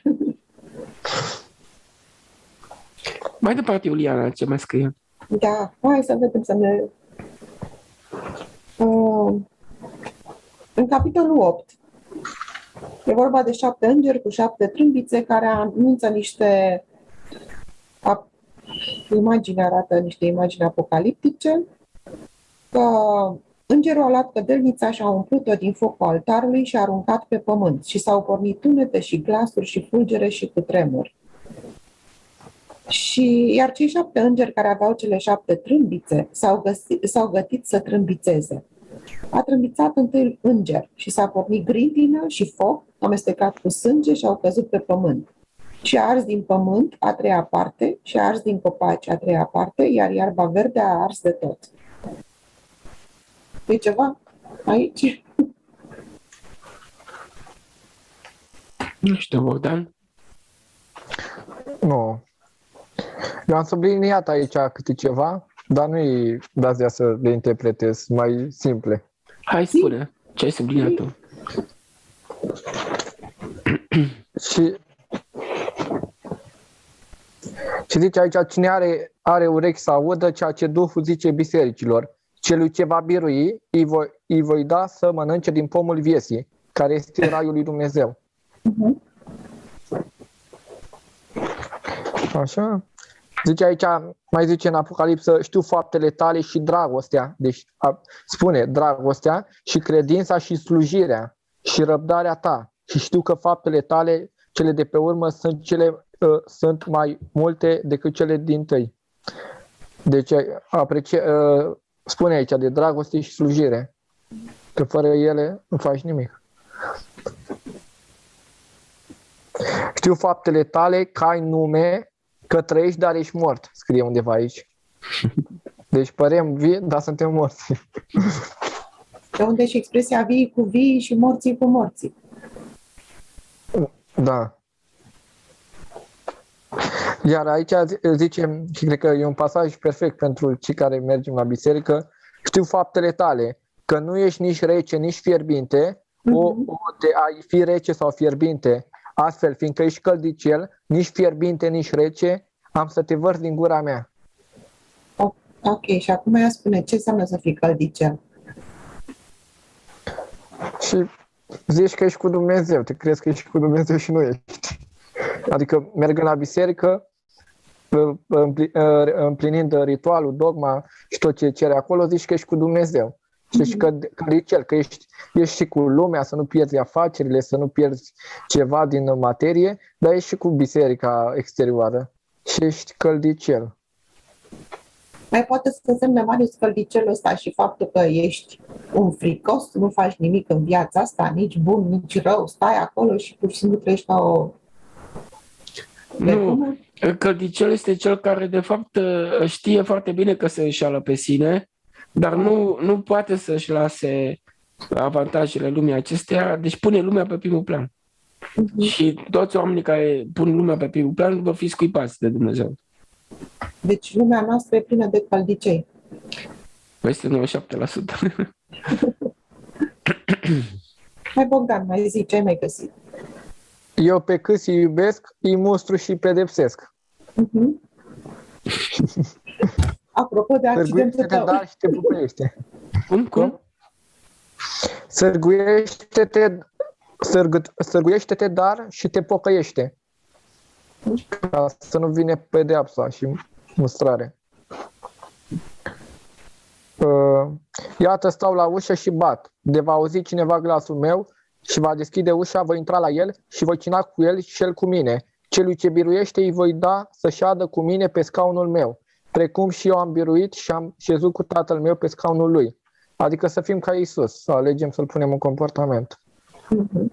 Că nu poți să fii cu Iisus dacă nu faci ca el.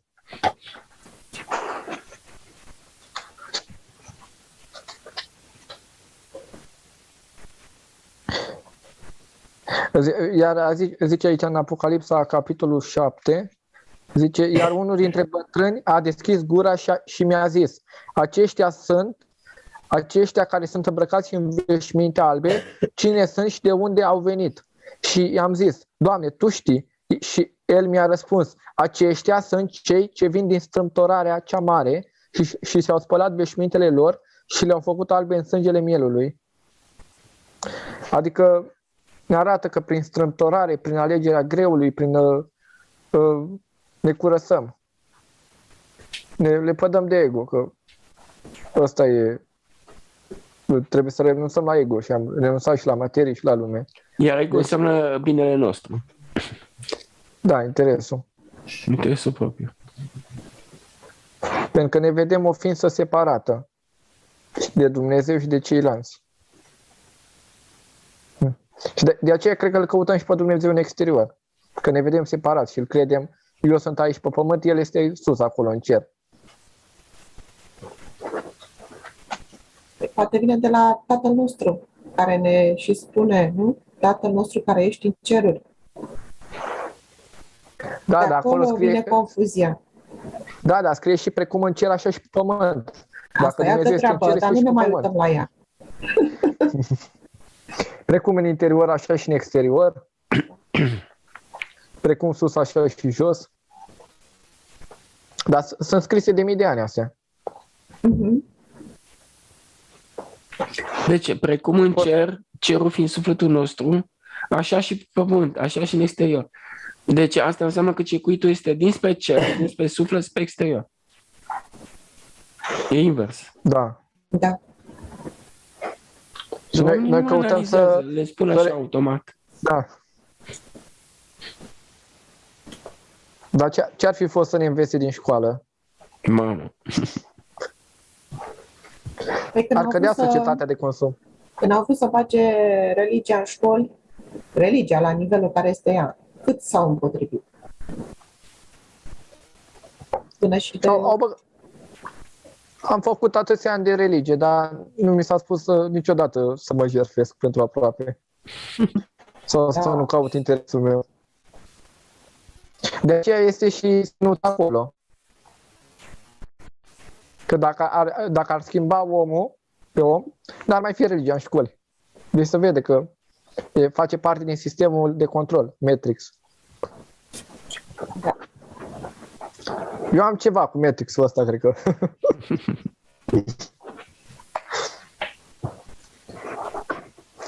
Cam atâta cu subliniatul.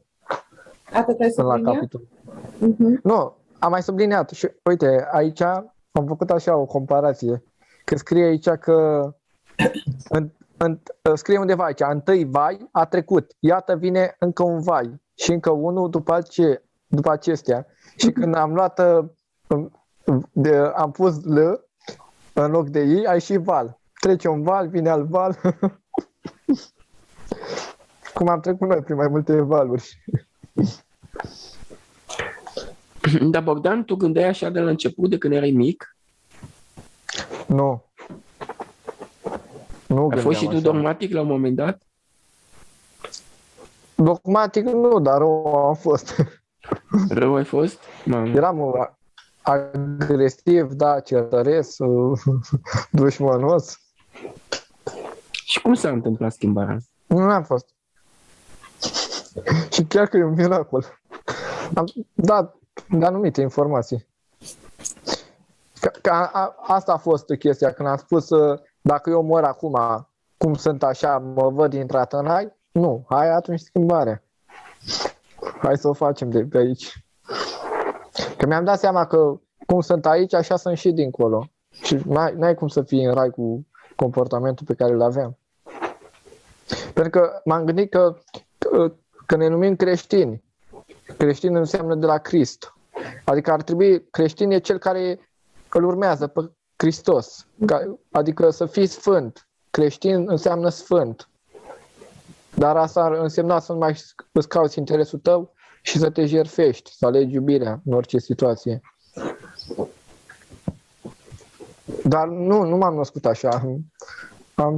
Nu știu, n-am fost să analizez, n-am fost analitic să văd de unde a pornit. Deci fiți desăvârșiți precum Tatăl vostru din cerul desăvârșit este. De ce e așa de greu să fim desăvârșiți? Da. Pierdem avantajele. Da, avem atâția... Da, avem atâția sfinți în calendare. Ne închinăm lor, dar nu vrem să-i urmăm. De ce? Povestim de Sfânta Parascheva că face milostenie, dar noi nu facem. Sau avem două haine, dar le păstrăm pentru noi. Nu vrem să le dăm. Că e valoare sentimentală, cum să o dăm.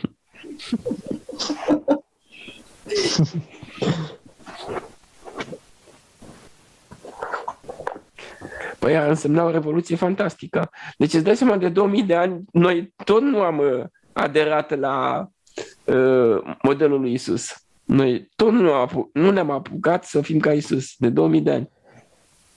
Păi de aceea venim de atâtea ori pe pământ. Tot venim, plecăm, venim și tot nu vrem să învățăm. Și de ce este greu?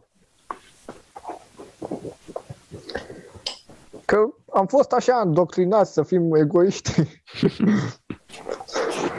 Ni s-a clădit cetatea asta ego-ului. Deci de mici ni s-a clădit cetatea ego-ului. Prin mai întâi părinții, care și la rândul lor au fost manipulați și îndoctrinați de societate, de învățământ, de mass media, de tot. Exteriorul, ăsta e. Pentru că și-au dat atenția spre exterior. Pentru că unde dai atenție, acolo e puterea ta. Îți dai puterea când dai atenția spre exterior. Ce am văzut noi de când e mass media, să spun odată că dacă vă schimbați-vă pe voi în interior, nu mai căutați interesul personal și ar trebui să nu mai faci parte în societatea de consum. Deci e un mare pericol să te restrângi. Că nu mai ai nevoie nici de medicina asta scolastică și nu mai ai nevoie de materie, că vezi că cu puținul ești fericit, deci puținul îți dă fericire. Nu materia îți dă fericire și nu o mai cauți după aia. Nu mai alegi, nu mai există judecători, nu mai există avocați, nu mai există învățători, medici, preoți, toți funcționarii. Și nu mai avem nevoie de instituții, pentru că se instalează o singură lege, legea iubirii. Și nu mai ai nevoie de nicio Constituție, de nicio lege. Atât, să nu mai cauți interesul tău. Să știi că fericirea ta e să-l faci pe celălalt, să faci totul în favoarea lui. Și să faci ție. Pentru că la început, înainte să fie sistemele, erau comunități creștine, care se bazau pe o singură lege, legea iubirii, atât. Că așa a fost începutul creștinismului, formate pe comunități. Și nu se punea accentul pe ritual, ci pe comportament.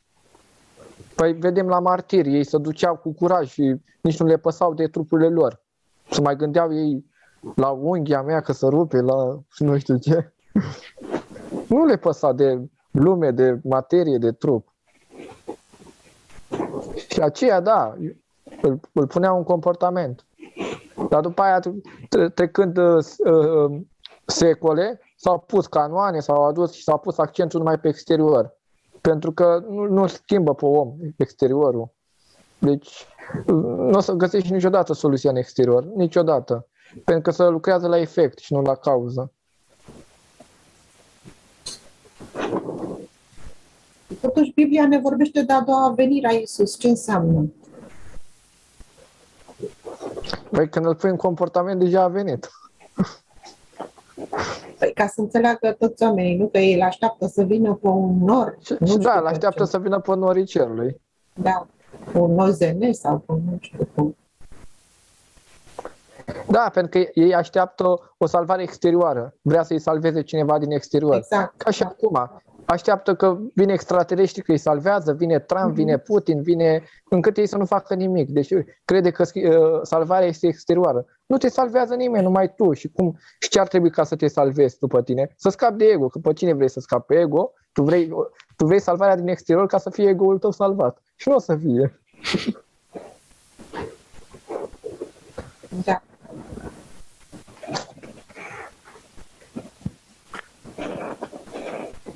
Că ar trebui să ții niște predici, Bogdan, că ești tânăr și lumea ar fi impresionată. A ținut în autobuze. Da?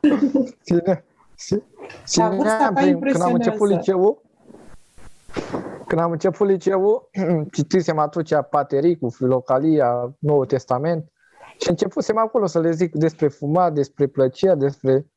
Și toți erau cu gură cască. Dar bine că te ascultau. Da, erau mai mulți, ascultau așa din curiozitate, nu ca să facă.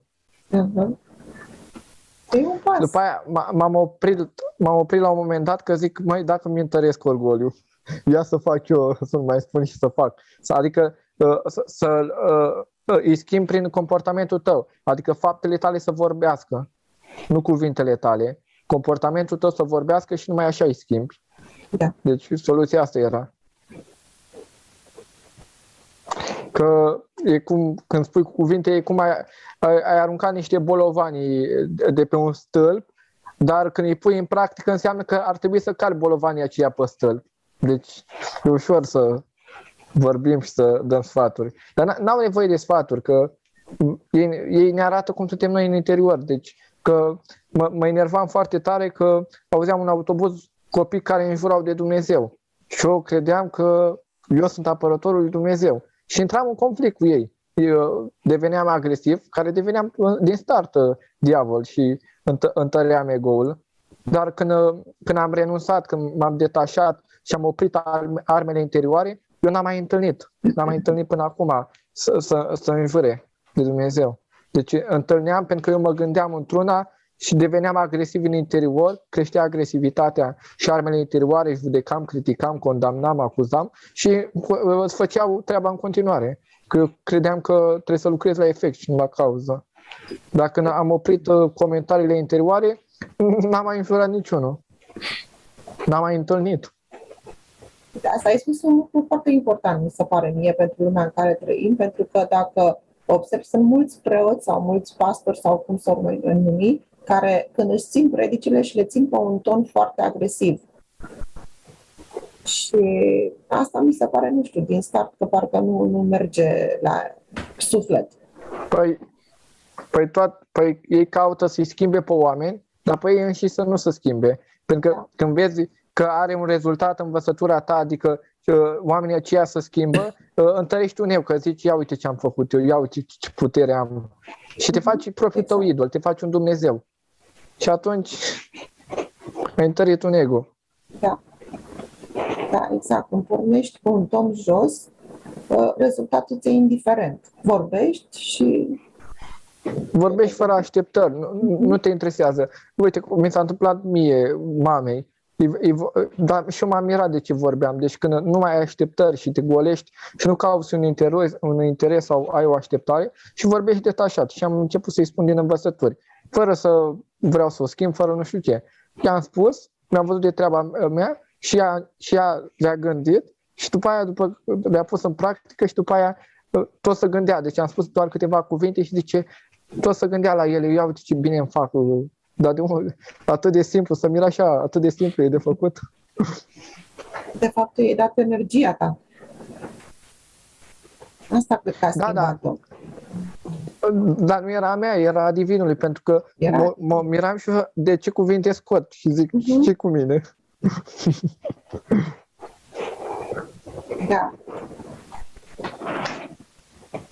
Marius ne zice mereu să nu gândim, dar să nu avem niciun plan, să nu ne imaginăm, să nu intervenim, că nu este pentru bine. că este un eu. E o proiectare, deci e clădit pe mental. Proiecție, imaginație, toate. Că acum au venit anumite cărți care spune să-ți folosești imaginația, să te proiectezi, să afirmi, ca să întărești un eu. Deci cărțile astea New Age, dezvoltare personală. Adică să caut îndumnezeirea ego-ului. Adică eu mă fac propriul meu Dumnezeu, nu am nevoie de tine, Doamne, eu mă fac propriul meu Dumnezeu. Cum a fost și la Adam și Eva când au zis să muște din măr ca să fie și ei Dumnezei. Au vrut să facă din ei Dumnezei. S-a separat, n-a vrut. Pentru că dacă le spui la oameni că ca să fii cu Dumnezeu trebuie să alegi jertfa, să alegi greu, să alegi neplăcutul, cine alege? Așa să duc când îți întăresc ego-ul prin tot felul de cursuri, prin cărți, așa, și să văd superior, îți măresc orgoliu și după aia nu știu de ce s-au îmbolnăvit. Și caut și să duc la medici în continuare, să le rezolve efectul cu aja de măr. Sau să nu-ți cauți binele. Asta este șocant pentru ei. Pentru că fiecare om gândește orice situație de viață, o gândește căutând pentru el un avantaj. Și ca să nu caute un avantaj, îi se pare absurd. Când de fapt a fi în divin înseamnă a nu-ți căuta binele tău. Nimeni nu îi spune lucrul ăsta. Eu n-am citit niciunde. Dar nici la biserică nu se spune să nu-ți cauți interesul tău. Dacă ai o haină, zice, păstrează pentru tine. Dar trebuie să-ți dai și haina jos. Că cel din față e divinul. Corect. Se face ceva la Marius. Marius întotdeauna când spune, ai văzut întotdeauna, el pe cel din față ne învață. Adică dacă eu spun ceva, el spune că e vina mea, că în mine trebuie să schimb. Sau eu am... Niciodată nu o să spună, da, e vina și celuilalt. Dar un preot nu spune niciodată asta. Merge aproape pe rolul de psiholog, știi? Începe să găsească el, să împartă, să vadă care e vinovat, soțul, soția, soacra, sau eu știu de ce să... Când ar trebui, poate să-l corecteze doar pe cel care e în fața lui atunci și nu să... Păi cum să spui că atâta timp cât ai orgoliu, n-ai cum să spui că am greșit. Să recunoști greșeala e la mine, eu sunt vinovatul. Ego-ul. Dar observăm, dacă o familie se duce și se spovedește la un preot, soția o să-i spună preotului că bărbatul e de vină și bărbatul o să-i spună că soția e de vină. Dar tu știi, Bogdan, că la spovedanie nu ai voie să dai vina pe nimeni, trebuie să spui despre tine, nu mă duc să spun cine-s vinovații. Așa ar trebui să vorbesc numai despre păcatele mele, nu mă duc să... Sau știți cum facem? Spunem, am făcut acel lucru, dar diavolul m-a pus. Eu n-am făcut, diavolul m-a pus. Aruncăm vina în exterior, am creat ceva fictiv, care ego-ul este diavolul. Să spună clar că ego-ul este diavolul, că interesul tău personal e diavolul, când alegi comoditatea vrei iadul, dar cine le spune? Da. Da, și la spovedanie, dacă te duci, ar trebui să spună să nu-ți mai dați ce canon, îi să spună, du-te și nu mai fă. Păi așa, părintele Ioan Iovan, cel mai mare canon, adică singurul canon care îl dădea, să nu mai faci. Asta e, să nu mai faci. Și cel mai greu, nu? Da. Părintele Arsenie Boca zice că nici nu te mai primea înapoi, că te ținea minte și dacă ai venit cu același păcat... Dar cel mai mare păcat, după mine, este faptul că sunt cele două porunci pe care le încălcăm, primele. Că punem orice din lumea asta pe primul plan. Iubitul, iubita, materia, banii, câștigul, acolo noi cădem rapid. Da. N-ai voie să pui nimic din lumea asta pe primul plan. Imediat pornește mecanismul de destrămare. Și ele sunt automate, nu scapă nimeni. Pentru că e Că singurul ești care mi-ai credincios, că vorbit. nu ești credincios, nu contează, totul de stramă. Care e singurul care ne-ai vorbit pe înțelesul nostru, Marius, și ne-ai spus că cel din fața noastră nu e soțul, nu e soția, nu e soacra sau eu știu cu cine avem conflicte, ci e Dumnezeu. Nu-ți spune niciun preot treaba asta, nu? Am avut un Dacă ți-ar avantaj, spune. faptul că eu nu m-am jucat când eram mic. Aveam experiențe din asta de destrămare a camerei, de călătorie în timp, de tot felul de nebunii, pe care singur le cădeam în ele. Luând contact cu lumea de dincolo, am avut o gândire inversă. Adică eu n-am putut să accept nimic din ceea ce scriau înțelepții lumii și mai departe. Nu erau importante pentru mine. Mi s-a părut interesantă Biblia, Meister Eckhart mi-a plăcut foarte mult, deci foarte puține cărți. Și pe de altă parte, comportamentul meu era, pentru că așa am venit cu el, era un comportament de lăsare de sine. Deci eu terminam liceul și eram gol la minte. Adică nu aveam eu. Niciodată nu m-am apărat de când am fost mic și am dat exemplul acela când eram la grădiniță și eu dădeam totul și rămâneam fără nimic și educatoarea a chemat-o pe mama să-i spună că băiatul dumneavoastră nu să fie în stare să aibă grijă de el în viață, pentru că nu păstrează nimic pentru el, nu face nimic pentru el. Asta era caracteristica mea esențială. Și, spre exemplu, nu mâncam mâncare, chemam prietenii și colegii să mănânce mâncarea. Deci eu nu mâncam deloc. Când eram mic, tatăl meu zicea că treceau 2-3 luni de zile și nu mâncam nimic. Și zicea că eu nu am instinctul de a amesteca. Asta a fost concluzia lui. Pe de altă parte, nu ai nevoie de mâncare, că tu te hrănești altfel. Mâncarea trebuie să fie doar un mijloc de a scoate toxinele din tine. Să fie o mătură și atât. Și trebuie să fie bută, să nu fie savuroasă. Comportamentul meu a fost de cârpă. Absolut întotdeauna de cârpă. Și făceau cu mine orice vroiau, dar eu mă bucuram de chestia aceasta și nu m-a afectat absolut deloc.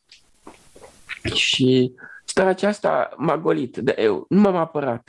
Și mi-am dat seama că lipsa de apărare, pentru că toate experiențele astea extraordinare, să mergi tu pe altă planetă, nu să te ia extraterestri aia, să merg eu la Capul Bune Speranțe în 1989, să trec în spațiu paralel, să cunosc în București al anilor 60, sau să mă duc în viitor, în Bosnia-Herzegovina, când a avut loc războiul. Deci călătoriile acestea au fost posibile numai în momentul în care eu am dat întotdeauna întâietate celuilalt. Adică l-am pus pe primul plan. Nu am făcut nimic pentru mine. Și tot ceea ce spun acum, am scris în cărți și în videourile acestea, sunt din practică. Întâi, așa am fost eu. Că știi cum este? Întâi trebuie să fii și apoi vine înțelegerea. Deci, da, întâi ești și apoi înțelegi de ce ești așa. Și altfel nu este trainic ceea ce spui, altfel este doar o teorie. Și trebuie să fii un trăitor. Și extragi din trăirile tale înțelegerea, înțelepciunea. E invers decât se face în mod obișnuit. Și fiind în lumea de dincolo, venind de aici, mi-am dat seama că eu gândesc pe dos. Dar tot timpul am fost pe dos, invers. Și comportamentul meu de zi cu zi era ca la Pierre Richard. Adică încurcam pe toți. Nu făceam față la cerințele societății. Eram un fraier, eram ca un prost. Vreau să spun că toți cei de la Prag, toate globurile din zona cea mai înaltă din lumea de dincolo, sunt toți niște fraieri, niște proști, copilăroși și naivi. Asta este caracteristica lor. Și se dăruiesc imediat celorlalți. Adică nu fac nimic pentru ei. Până și îngerii aceia mari, globurile acelea mari, care erau înțelepților din zona aceea și aveau ca sarcină să oprească războiul pe pământ.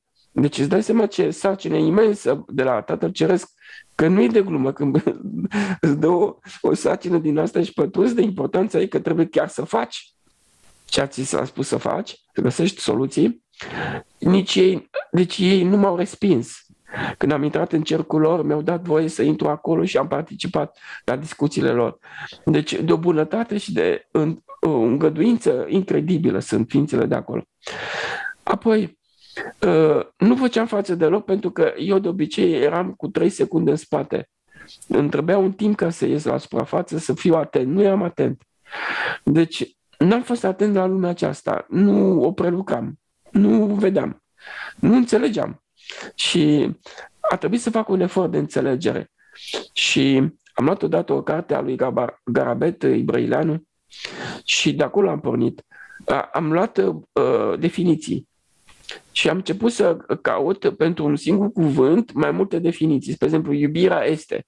Și strângeam cât mai multe definiții diferite ale iubirii. Sau societatea este.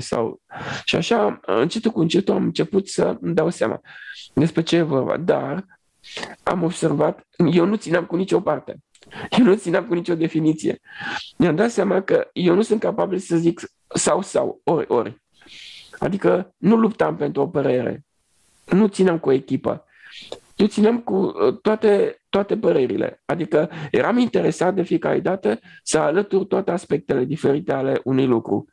Și în cauza asta eu nu eram supărat niciodată. Întotdeauna eram deschis la orice altă părere, că pe mine mă îmbogățea. Nu luptam pentru părerea mea. Și așa n-am intrat în diabolizare. Cum făceau toți că luptau cu mine. Dădeam dreptate la toată lumea întotdeauna. Și în cauza asta, idealul meu a fost să fiu o cârpă. Și așa m-am comportat. Și se găsește în aceste cărți acest ideal explicat de ce trebuie să fie așa.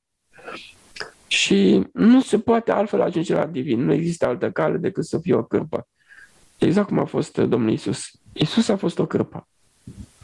Marius, să spun o întrebare acum mai personală, dacă poți să răspunzi. Din punctul de vedere că sunt mamă, păi mama ta, având un copil așa deosebit, că erai un copil deosebit față, deci nu intrai în normalitatea, cum a putut să facă față? Păi te vedea că nu mănânci. Cum reacționa? Sau că ai alte preocupări? Înșenam.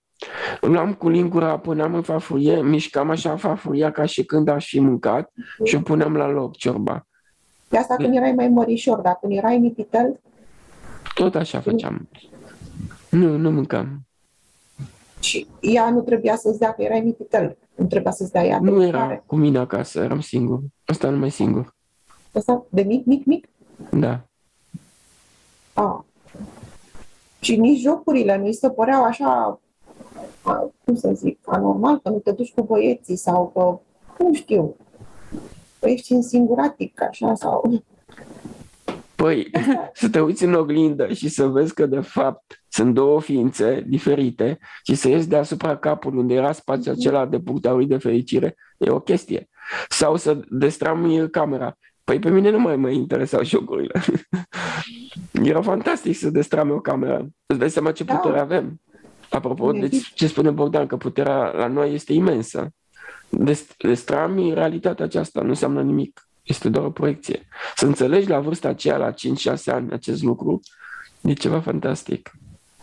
Și nu te speria faptul ăsta când vedeai că se destramă? Nu, legătura mea cu lumea de dincolo a fost continuă și amintirea acelei lumi este continuă și puternică și acum.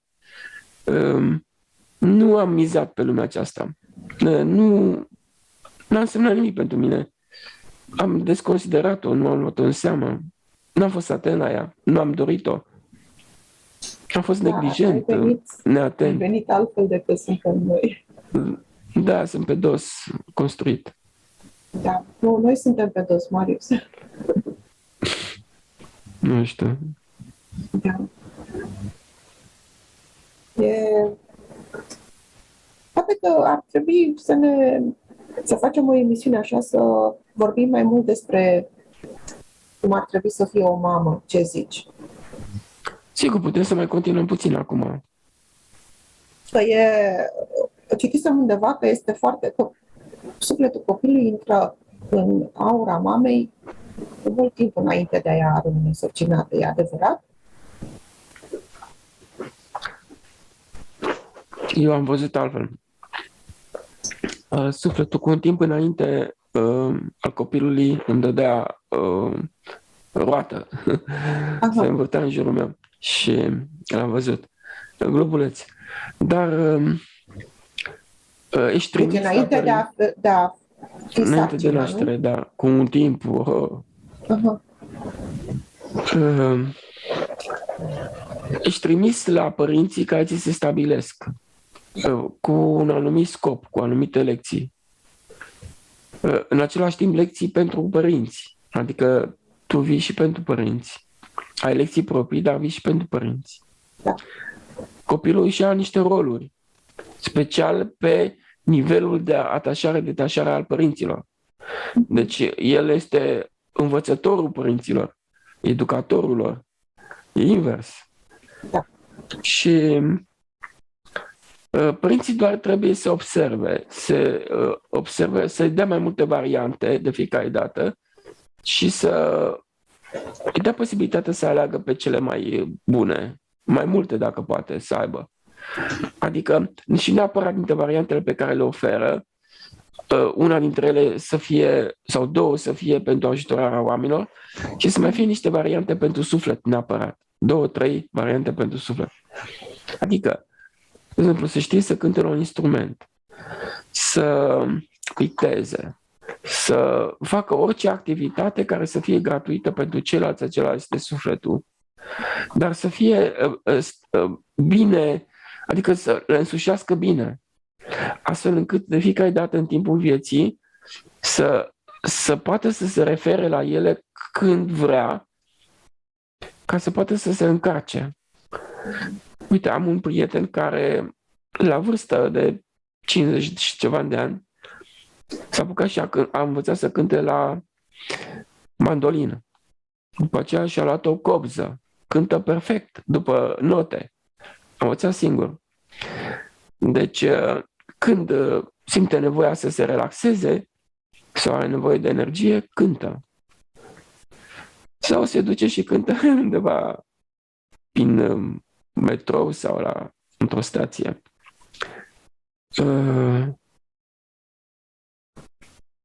Deci ce vrei să spui despre mama? Deci ce vreau să spun despre faptul că dacă copilul începe să ne dea târcoale cu mult înainte de a rămâne însărcinate, așa citisem,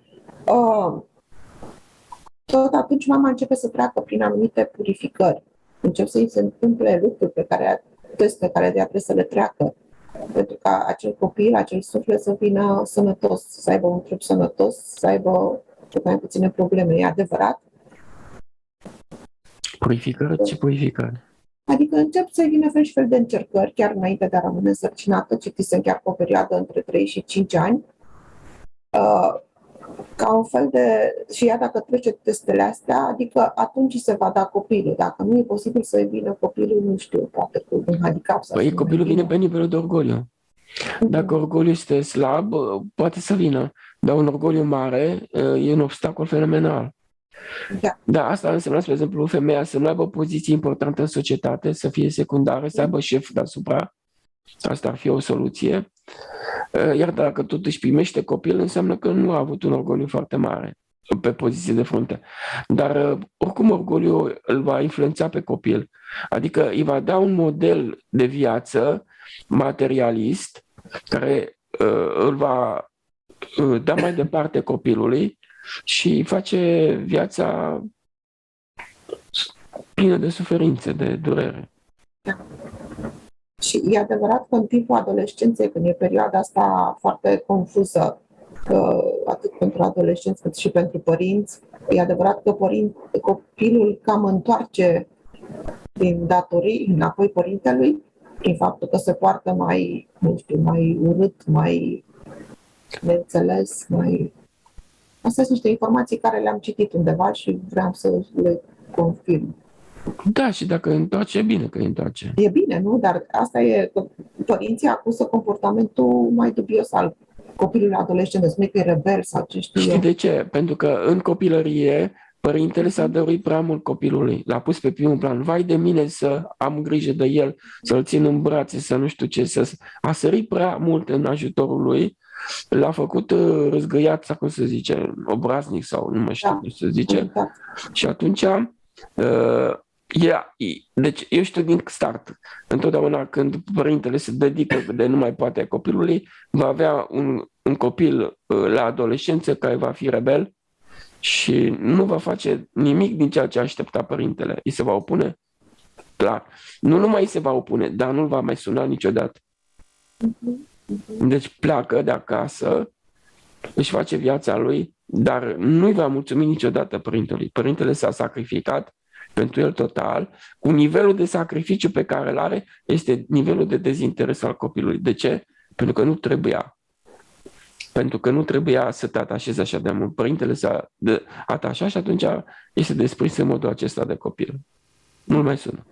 Nu-l mai caută. Practic, atașându-se părintele, într-un fel, cam l-a comandat pe copil, cam să facă ce vrea el. Exact, l-a comandat, dar în același timp i-a adus și necazul de toate felurile. Da.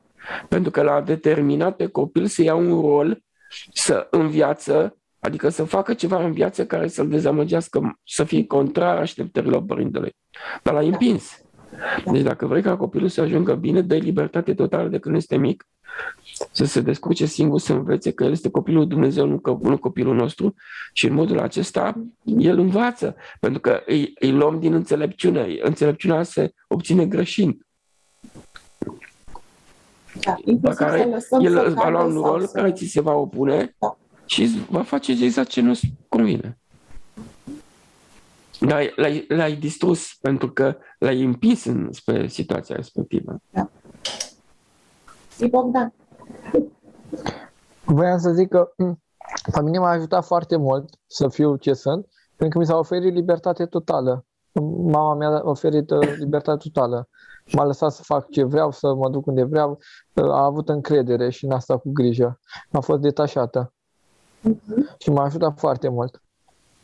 Că am învățat multe.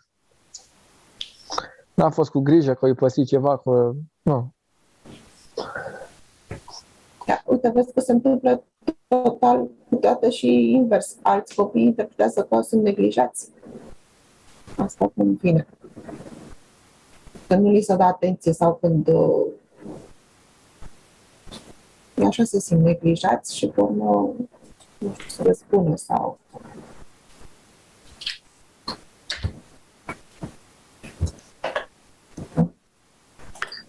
Știi cum? La mine s-au auzit întrerupt.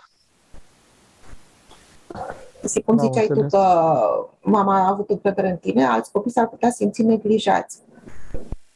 Și să zică, uite, mama nu i-a păsat sau eu știu. Da, dar problema este că și eu am fost detașat de ea. N-am fost atașată de mamă, de tată, și m-a ajutat foarte mult. Nu m-am atașat, asta este. Am fost desprins. Și n-am căutat să îmi dea atenție. Asta este idealul, Iuliana. Da, și atunci de unde vine? Dacă sunt copii care sunt foarte... Vine din mamă, care sunt copii care au foarte multă nevoie de atenție. Vine de la mamă, din comportamentul ei? Mama are nevoie de atenție. De fapt. Și împrumută acest model și copilului. Nu e adevărat. I-am spus la o femeie care era și a părinte, că avea o fată și era foarte atașată de fata ei. Și am spus de mama că mi-a dat libertate totală și a văzut-o cum ar veni că nu se îngrijește, că e neglijabilă, că nu-i pasă de copil. Pentru că ea era atașată de fata ei. Și... Dacă era atașament, va trebui să o dezamăgească și asta se va întâmpla. Da.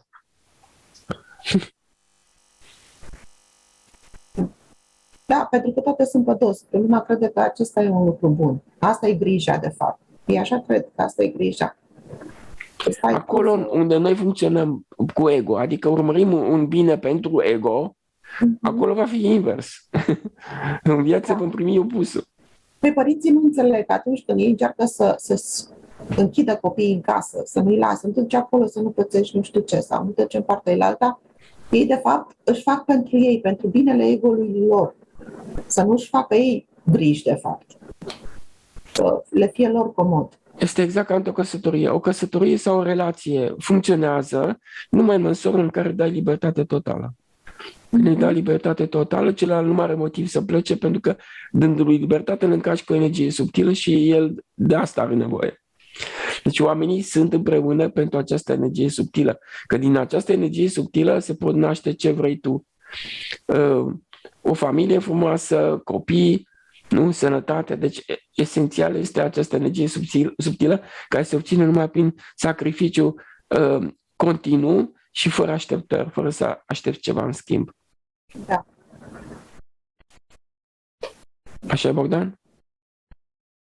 Da. Că de fapt copiii păsesc o neplăcere și un necaz din cauza părinților. Că deci gândurile lor negative le proiectează asupra copiilor, atașamentul lor. Deci că ei caută să le facă bine. Cum zicea Marian, că când era mic a fost îndopată de părinți cu multă mâncare, care l-a afectat când a crescut. Ne îndoapă cu mâncare și ne fac un rău din asta. Creează boală. Deci ei ne dau boală. Deci atașamentul lor e atât de puternic cât au voal și nu văd că ne fac rău. Și plus că este atașament de materie, mâncarea asta multă. Îi leagă de materie și le aduc neplăceri în viață și nereușite. Influențează până și tipul de căsătorie. Până și copiii pe care vei avea. Deci mâncarea aia, obligația de a mânca, obligativitatea dată de părinți determină tipul de căsătorie al copiilor.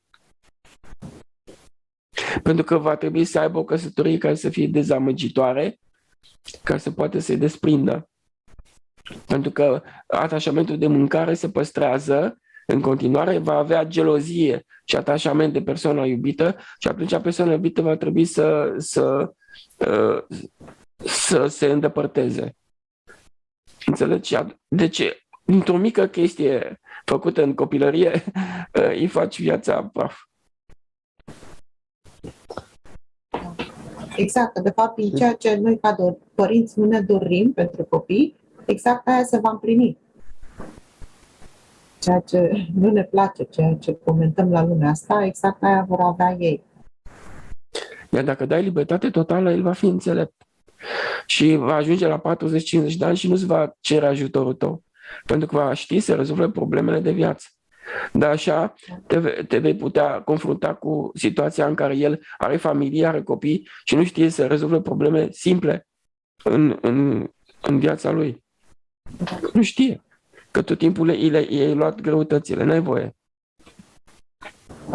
Din punctul meu de vedere, cred că femeia are aici cea mai mare, sau majoritatea femeilor aici are cea mai mare dependență de copii. Pentru că de bărbat, de bine, de rău, poate mai înțelege, dar când e vorba de copii, bănuiesc că aici e cea mai mare dependență și aici ea trebuie lucrat și înțeles cu adevărat ce înseamnă iubirea necondiționată, ca să poată să se deslege. Pentru că copiii reprezintă, nu numai că nu sunt ai ei personali, dar reprezintă și viitorul omenirii, viitorul țării, viitorul... Mai discutasem noi lucrul acesta. Deci mama, ca să se asigură că viața copilului va fi frumoasă, frumusețea vieții copilului ține de echilibrul ei interior.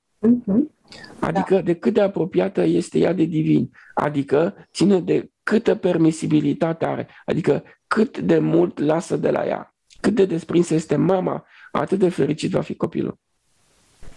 Da. Deci echilibrul interior al mamei este fericirea copilului de mâine.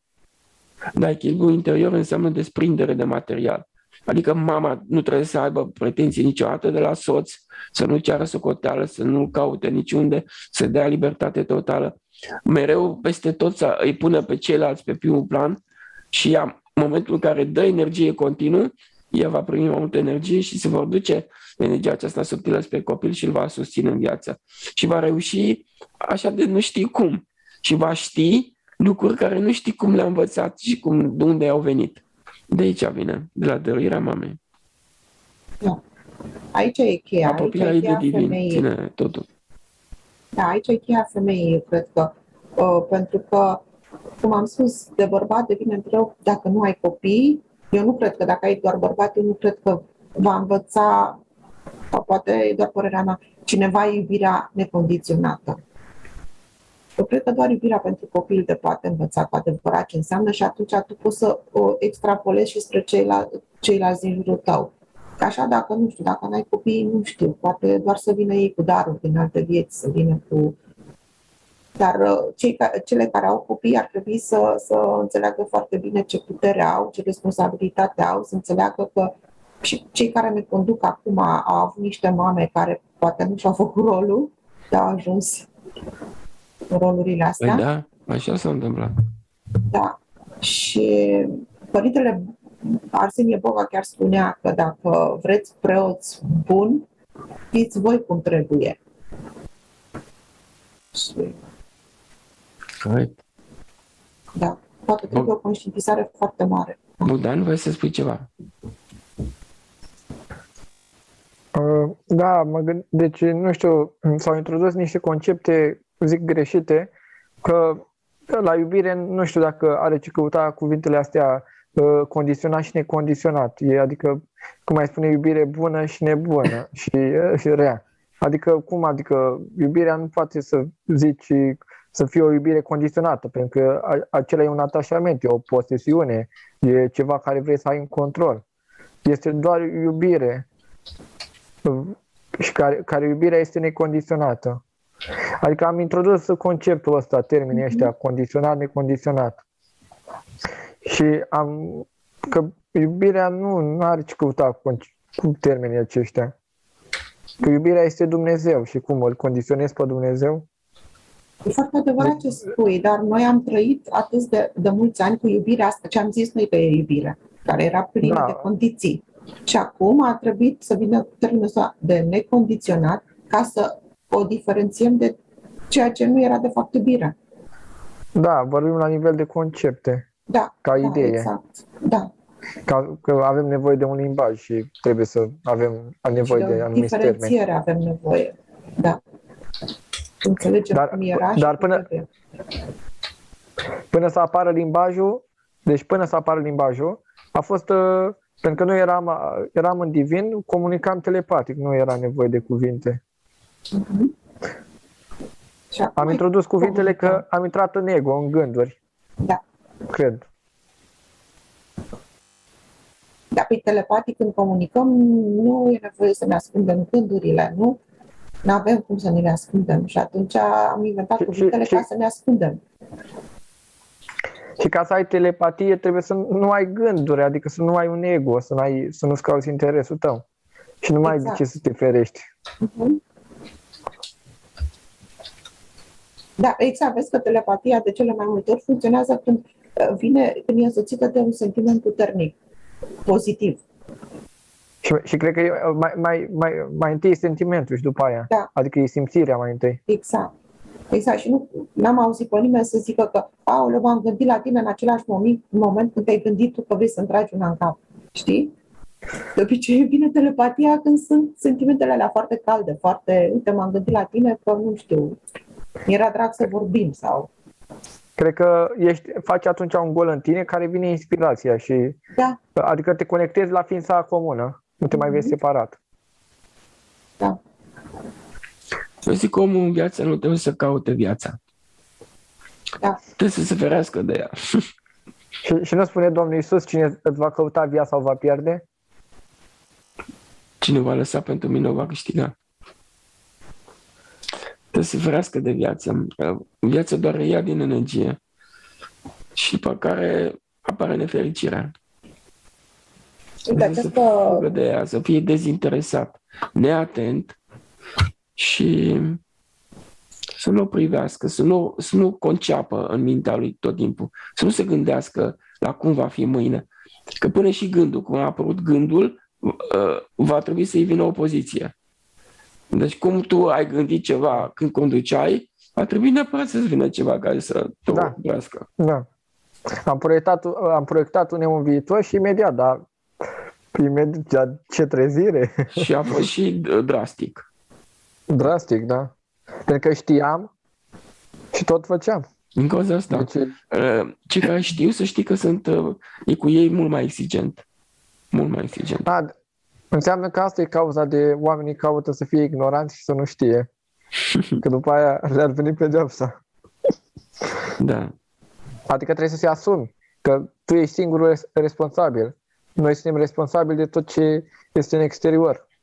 Și de fiecare dată la toate situațiile din acestea, să te gândești de ce am făcut, unde am greșit, adică să nu o lași negândită.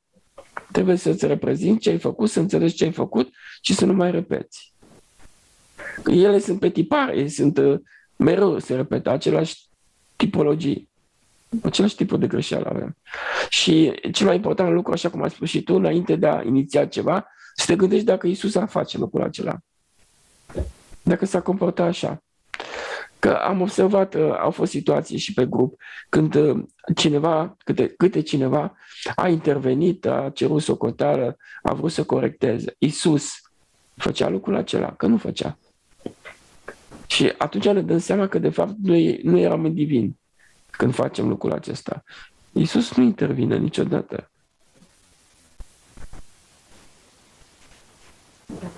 Intervii când te vezi diferit și te crezi superior și tu spui eu am dreptate și adevărul și părerea mea este corectă. Și atunci e un eu care se diabolizează. Și adică faci un idol din tine. Ego. Iuliana? Da. Ce să zic, cum Apocalipsa ne-am lămurit să treaba așa făctant? Mai e ceva de completat la Apocalipsă? Nu mai am de adăugat. Nu, eu zic să o lăsăm deoparte că... Poate, Marius, ar fi poate să mai spui câte ceva de numărul 666. Pentru mine înseamnă aproape perfect. Deci ceea ce se întâmplă acum, că știința, tehnologia, inteligența artificială și roboții îți dau sentimentul că nu ai nevoie de Dumnezeu, ești aproape perfect. Asta înseamnă 666. Sunt aproape perfect și nu mai am nevoie de divin. Că omul crede că e autosustenabil, adică el poate să aibă grijă de el singur. Și acest sentiment îl face extrem de arogant și extrem de orgolios, rău, agresiv. Și de aici pornește destrămarea lumii acesteia. Cu cât noi ne vom duce mai mult spre exterior, spre materie și vom pune pe primul plan, cu atât mai repede apare fenomenul de destrămare a vieții. Și este implacabil. Deci ceea ce omoară omenirea este chiar așteptarea ei, o credință a ei că exteriorul poate să facă fericită. Aici este buba. Noi trebuie să nu căutăm nimic în exterior, să ne mulțumim cu puțin. Puținul este divinul și în același timp este și salvarea noastră. Deci noi nu putem fi fericiți sau nu putem să fim sănătoși decât în puțin. În mai mult decât avem nevoie, începe destrămarea. Chiar dacă noi avem bogății și cu ajutorul acestor bogății, noi folosim amplificatori exteriori ai puterii noastre și încercăm să ne apărăm. Prin medicină, medici, nu? Prin tot felul de metode ne apărăm puterea materială, puterea lumii. Dacă când facem lucrul acesta, în lumea de dincolo noi nu mai putem să urcăm. Pentru că atunci când pui materia pe primul plan, ea este greutate la înaintare, la urcare în lumea de dincolo. Deci ne-am deja condamnat pentru iad. Deci trebuie să înțelegem că bogățiile lumii sunt iadul. Noi nici nu citim Noul Testament, nu?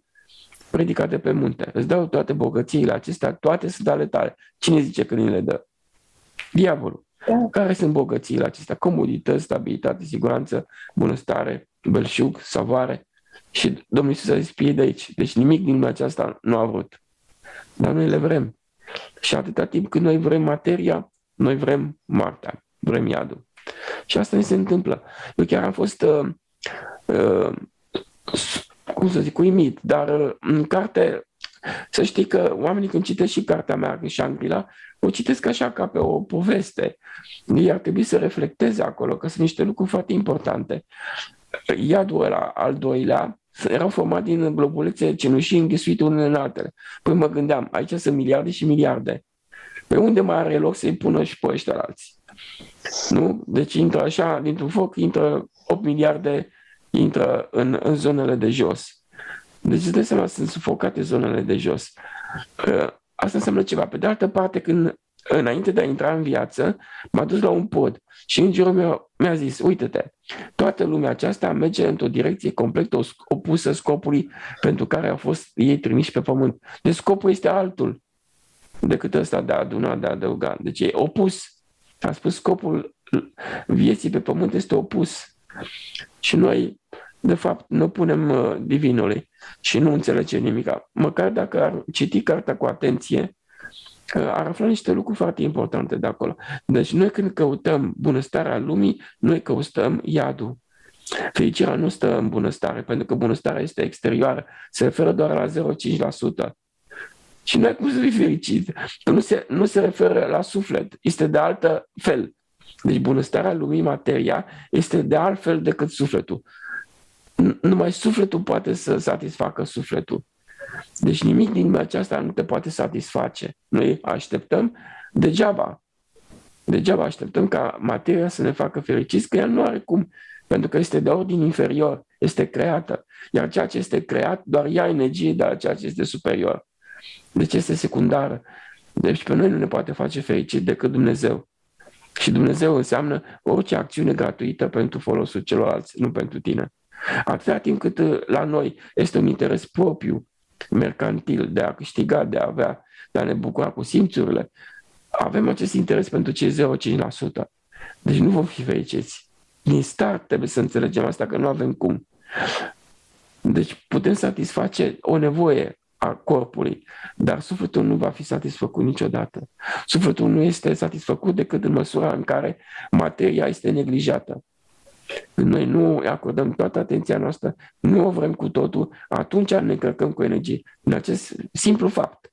Dar nu face nimic pentru binele nostru, noi ne încărcăm imediat cu energie vitală. Când te sacrifici pentru binele celuilalt, te-ai încărcat cu energie subtilă. Ai devenit o ființă comună, ți se ridică voalul și atunci vine fericirea la tine. În modul acesta se obține fericirea. Când nu vrei materia, întotdeauna când vei vrea ceva din lumea aceasta, vei pierde.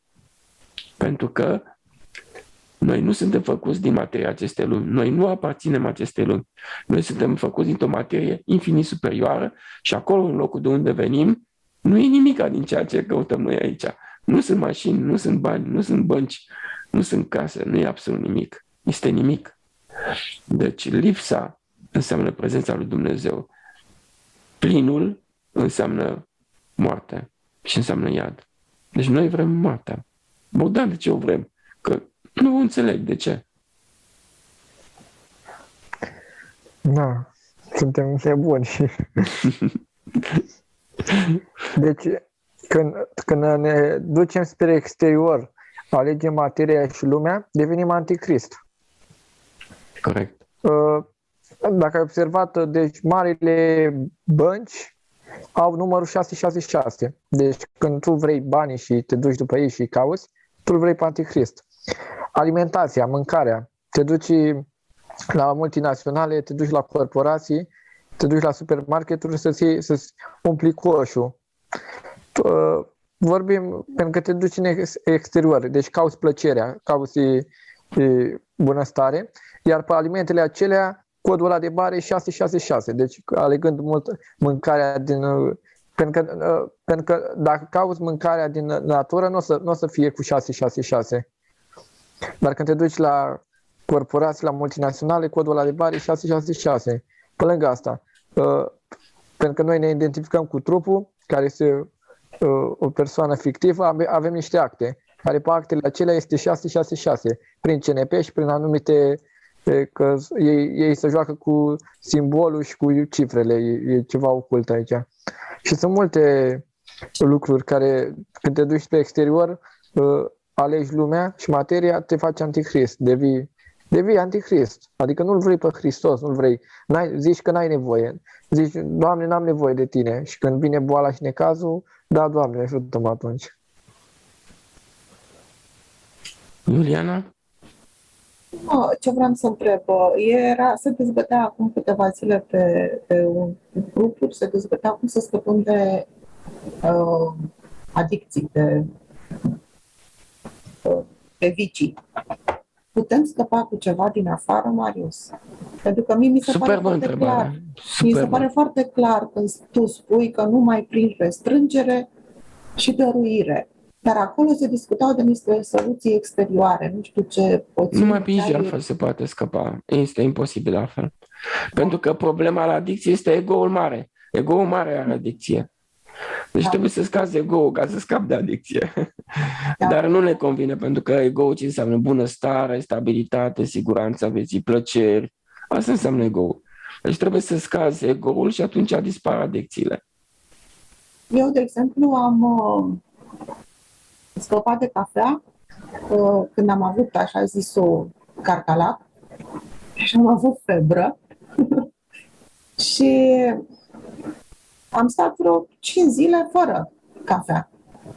Și dintr-o dată am zis, dacă am stat 5 zile, de ce să nu stau și în continuare? Și s-a dus. Dar prin mine s-a dus și adicția soțului. Deci nici el n-a mai băut cafea. Și culmea e că el nici n-a mai fumat. Numai pentru faptul că eu, probabil prin febra aia, eu n-am mâncat în zilele alea. Ai făcut o revoluție în familie. Da. Și m-am trezit că el spune că nu mai bea nicio cafea. Și dacă nu beau cafea, ce rost are să fumez? Da, dar vezi că e un alt fenomen aici la tine. Întâi, ai avut contact cu aceste învățături și ale altora și în timp ai înțeles din ce în ce mai profund, ai făcut niște schimbări în viața ta, după câte știu eu, și ai avut putere după aceea să lași cafea. Da. Dar totuși, undeva și divinul m-a ajutat. Păi ce înseamnă ajutorul divinului? Înseamnă sacrificiul tău. Oamenii zic că să mă ajute Dumnezeu, dar stai puțin, fă sacrificiu, că sacrificiul e ajutorului. Da. Exact. Noi nu vedem toate aceste fațete. Acum, am mai povestit odată că tot încercam să explic soțului să se lase de fumat și nu aveam niciun succes. Și, practic, a venit lăsatul lui când a venit lăsarea mea, de fapt. Da. Bogdan, cum este cu adicția? Da, mă gândeam că aveam așa în gând că zic că de ce nu mai aleg plăcerea, bunăstarea, comoditatea astea, pentru că am zis să las că le-am ales pe astea în alte vieți. De aceea am și venit că le-am ales. Ia să nu le mai aleg ca să nu mai vin. Sau dacă noi am avut 100 de vieți, da? Și ne-am născut în toate colțurile lumii și am avut atâtea ego-uri. Adică ne-am întărit o anumită cultură, o anumită religie, naționalitate. De ce ținem cu dinții la ea acum, în viața asta? Pentru că noi ce combatem acum, în altă viață am fost acel ceva care l-am combătut. Deci nu trebuie să avem o părere, sau să alegem să facem parte de o ideologie, de o filozofie. Că moare trupul, moare și mintea și mor toate astea. Și sunt zero. Ai zis ceva care mi-a adus aminte de un experiment, îl văzusem pe YouTube. Zice că s-a luat un grup de oameni care li s-au făcut niște teste de ADN, să se vadă din ce popoare se trag. Dar ei înainte au fost întrebați cam ce popoare le plac și care nu le plac. Și fiecare să exprima, nu știu, îmi plac turcii și nu-mi plac nu știu ce. Și rezultatele au venit că exact ceea ce nu le plăcea au procentajul mai mare în ADN-ul lor. Exact ce spuneai tu. Da. Deci undeva, probabil că știința noi o folosim foarte greșit, pentru că credința și știința, dacă s-ar uni, probabil că, nu știu, am face lucruri foarte frumoase noi ca oameni. Dar la nivelul ăsta la care suntem, pentru că, în mod normal, noi nu avem nevoie de nicio știință. Și nu că cine are nevoie de știință? Tot ego-ul, rațiunea. Tot ego, da. Deci, confirmă. Atât știința cât și religia, amândouă fac parte din Matrix, pentru că e exteriorul, deci tot ce e exterior e Matrix. E o iluzie, e o proiecție.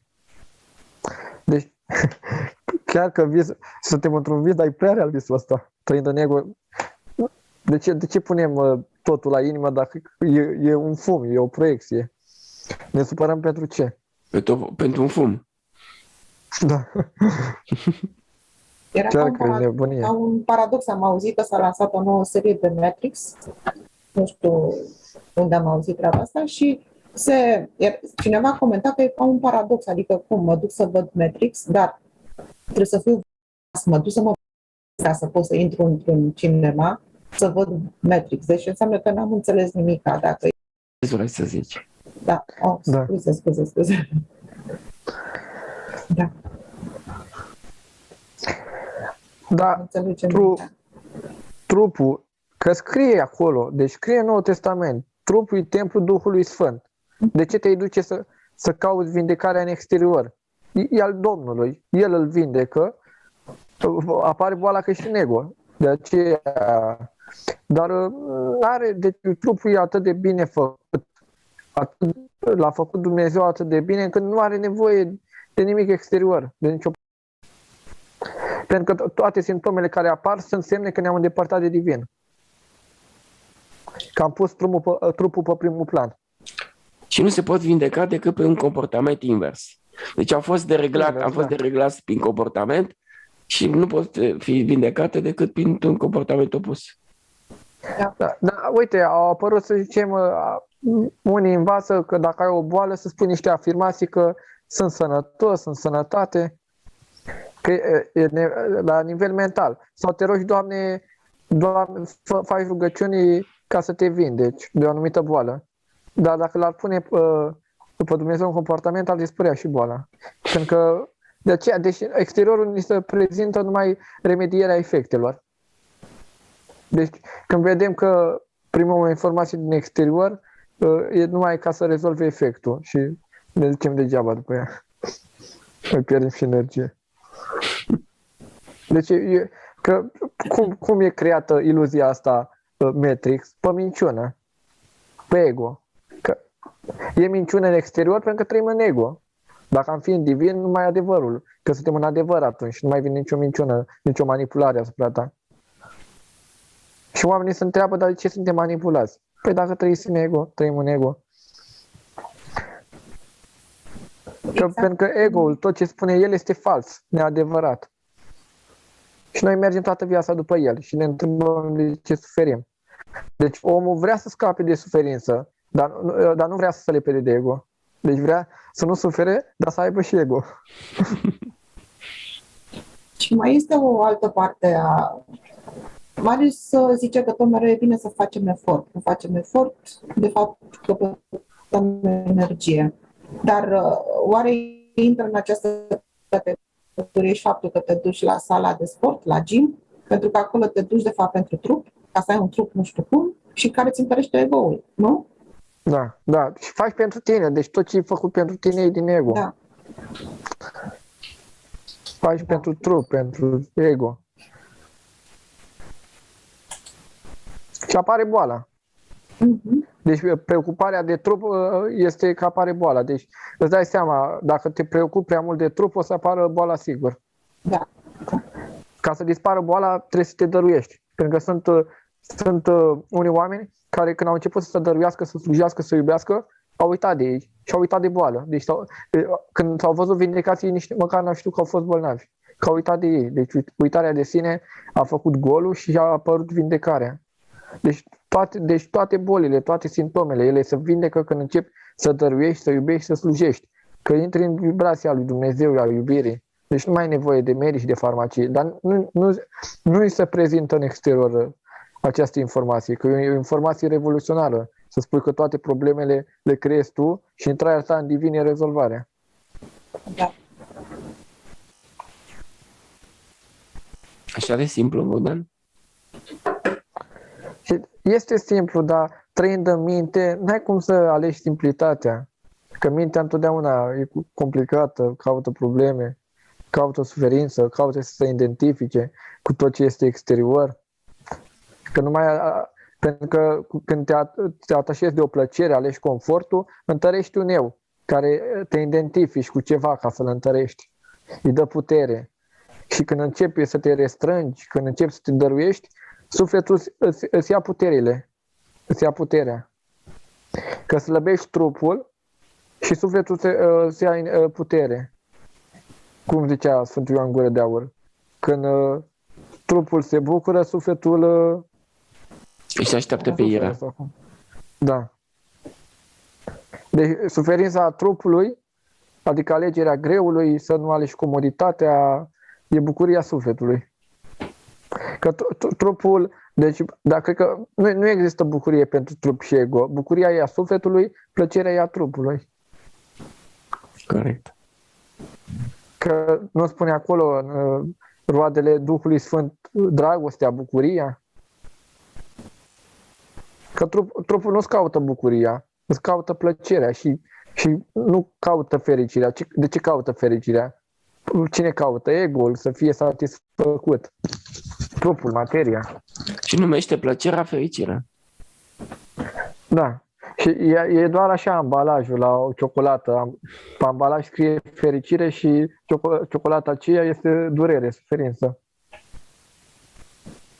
Mamă. Se spune fericiți de cei săraci cu Duhul, nu?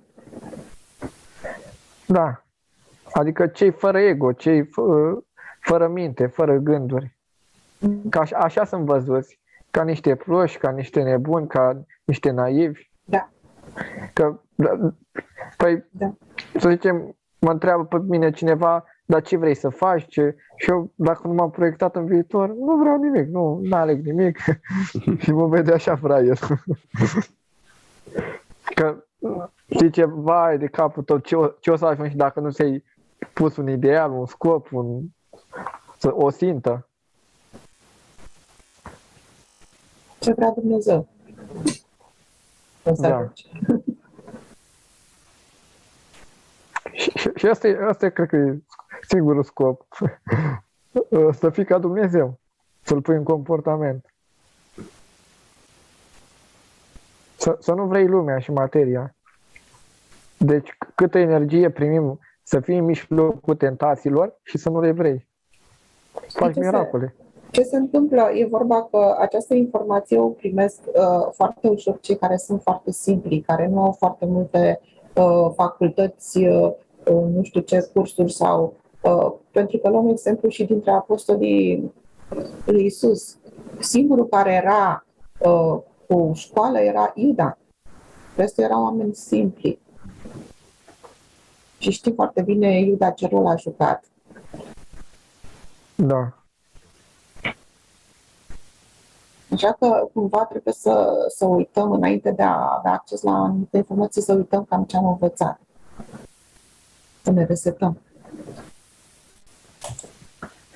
Da. Mi s-a dat în exterior. Am văzut pe grupuri foarte multe discuții care intră în conflict, pentru că aduc foarte multe informații din afară, din fel și fel de cursuri, din fel și fel. Da, s-au impus niște reguli, dar totuși continuă să se aducă informații din afară și asta bănuiesc că face, va duce în confuzii și pe ei și pe alții. Da. Voiam să zic că să caută cu orice preț, să ne dăm atenția spre exterior și acum a apărut metaversul. Altă bubă. Care e, aoleu, deci altă iluzie mai puternică. Acolo cred că e împărăția via lui Lucifer. Da. Și tot felul deci prin tehnologia asta cât de mult l-a îndepărtat de divin. Că a dat atenția spre exterior, spre rețelele sociabile, spre Netflix, spre vizionarea a multor materiale și să luăm de exemplu Netflix-ul. Da, deci îți dai atenție acolo. Acolo, deci, reeducarea se face, stai în pat și ești reeducat. Deci dacă pe timpul comuniștilor educarea se făcea prin tortură, acum stai pe Netflix, stai la televizor și ești reeducat fără să-ți dai seama. Că ți se bagă acolo, cum ar veni, tu să privești lumea prin prisma la ce vezi, să vezi o normalitate acea chestie. Și problema este că s-a început cu reeducarea tineretului, pentru că li se dă tineretului. Deci caută tineretului să dea stimulente de astea exterioare, droguri, plăcerii, Netflix, încât să nu știe cine sunt și ce caută pe pământ, ce au de făcut. Deci îi împinge să atașeze de lume, de materie, ca să se pună voal și de dragul plăcerii să piardă și libertatea, adică aleg să piardă libertatea pentru un gram de siguranță sau să-ți piardă sufletul. Adică li se pune voal și să zicem că ei fiind atașați de lume, de materie, vine cu chipul, știi că primind chipul îți pierzi toată libertatea și tu și de n-ai vrea, faptul că tu ești atașat de lume și materie, te duci, fie că vrei, fie că nu vrei, te duci, pentru că ești atașat de materie, de lume. Dar li se pune voal și nu-ți dai seama. Da. Ideea Deci e ne că ducem singuri spre moarte.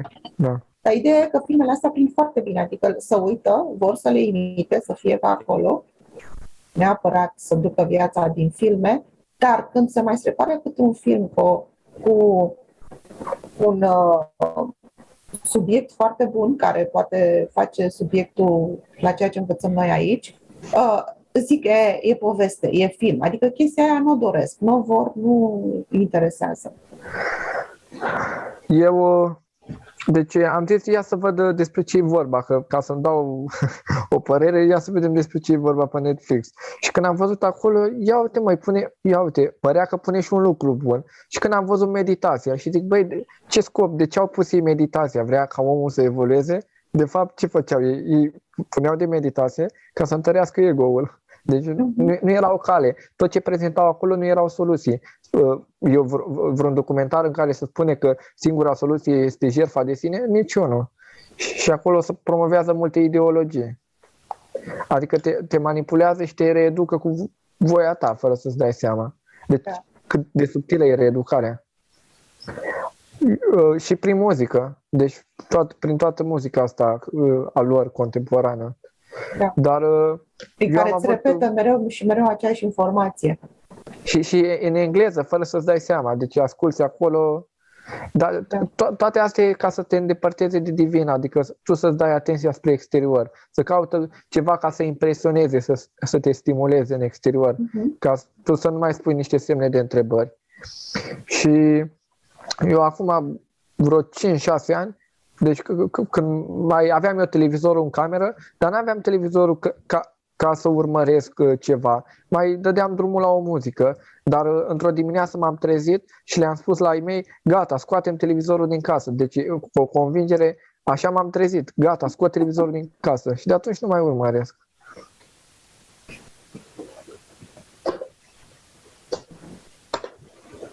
Bine că te-au ascultat. Dar l-am scos eu dacă nu m-au ascultat.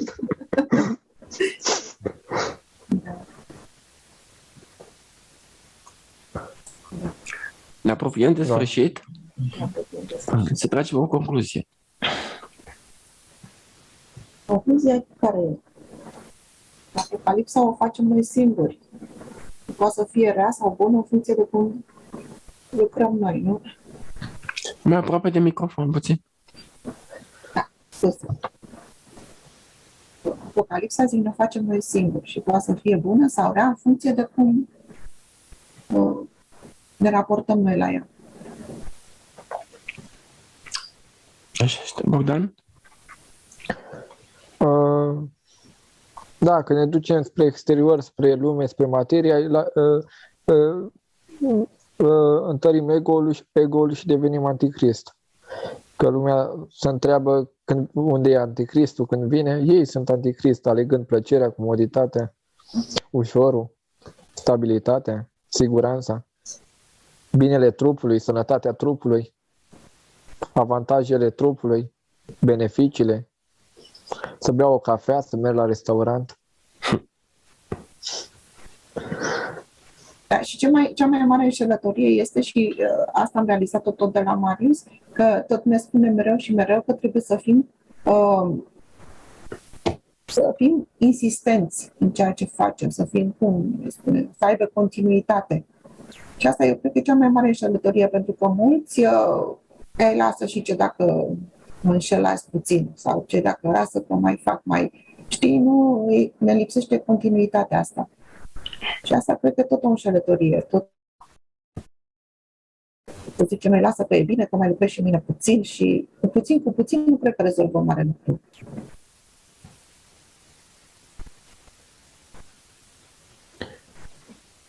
Cred că dacă reușim, adică să înfrânăm stomacul, care e ăsta, cred că e balaurul pântecului, pofta, plăcerea. Deci, dacă învingi balaurul ăsta e, deci de la patima asta pleacă toate celelalte.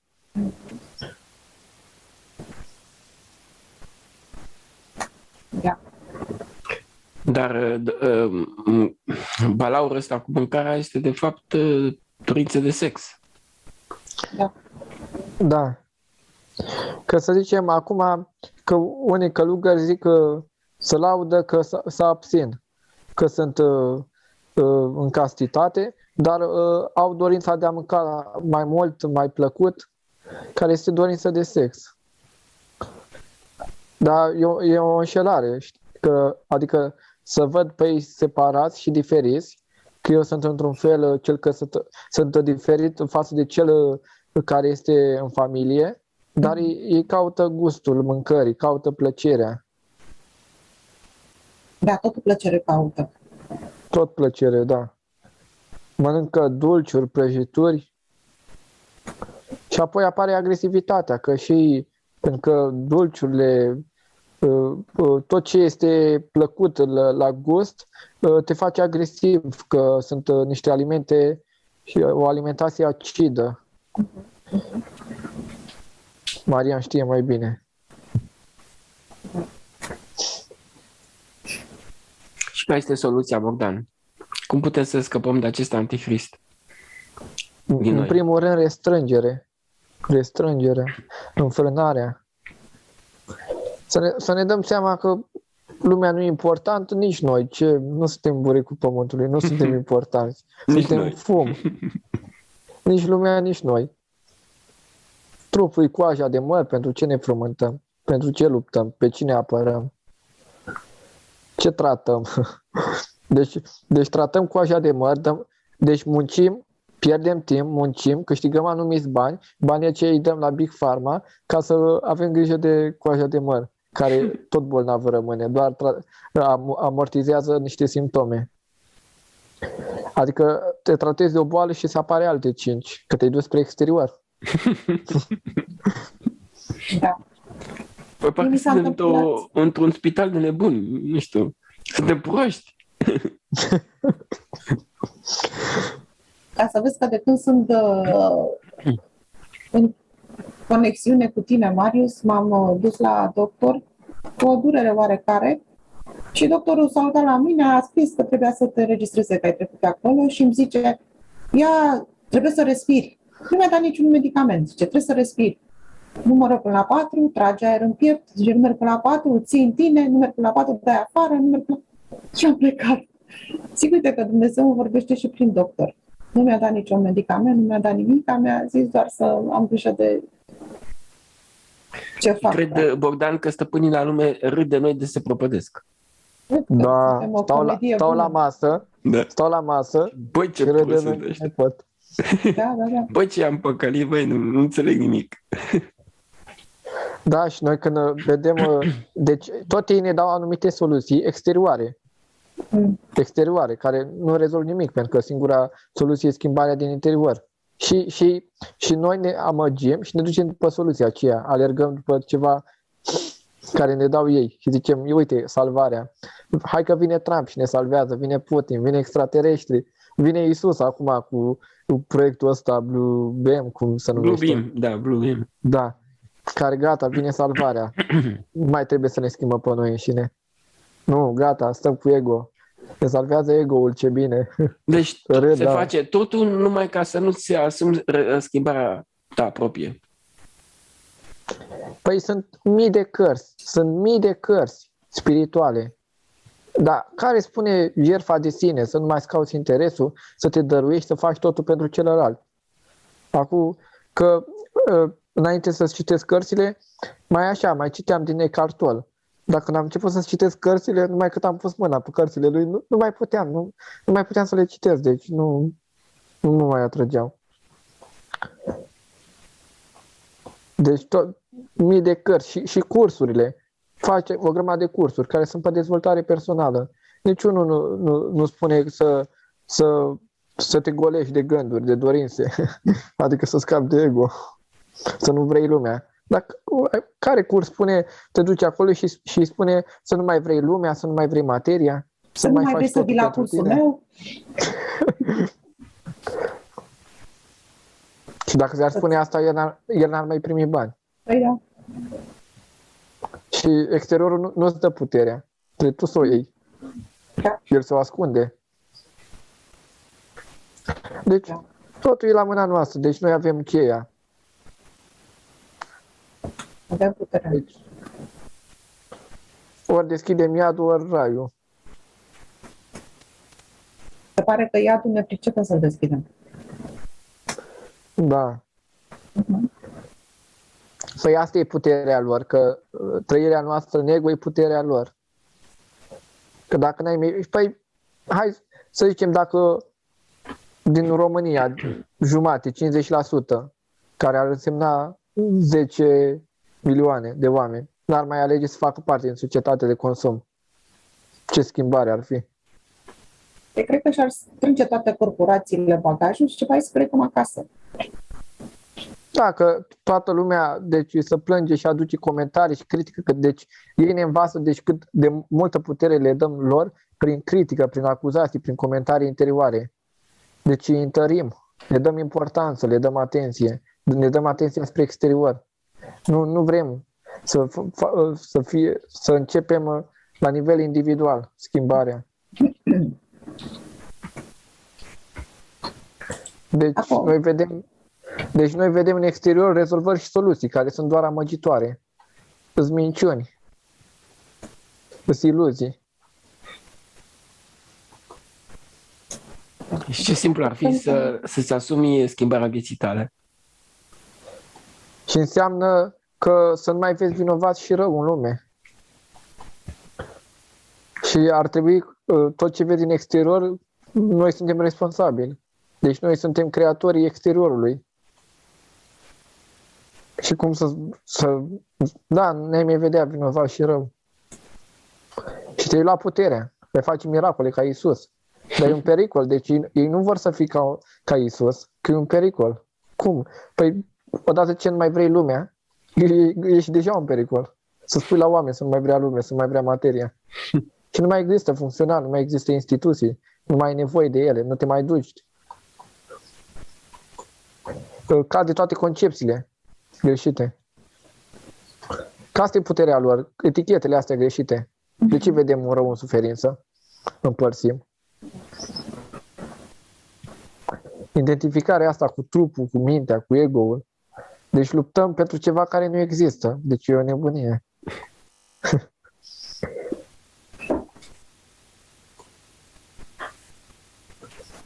Asta a fost cuvântul de final al meu. Mulțumim frumos, Bogdan, Iuliana. Mulțumim și nouă, Superbă emisiune. Ne întâlnim și data viitoare dacă reușești să găsești un alt subiect tot așa de frumos. Oricând suntem dispuși și abia așteptăm să-l dezbatem. Mulțumim frumos. Seară frumoasă, Iuliana. Seară frumoasă. La revedere. Pa, pa.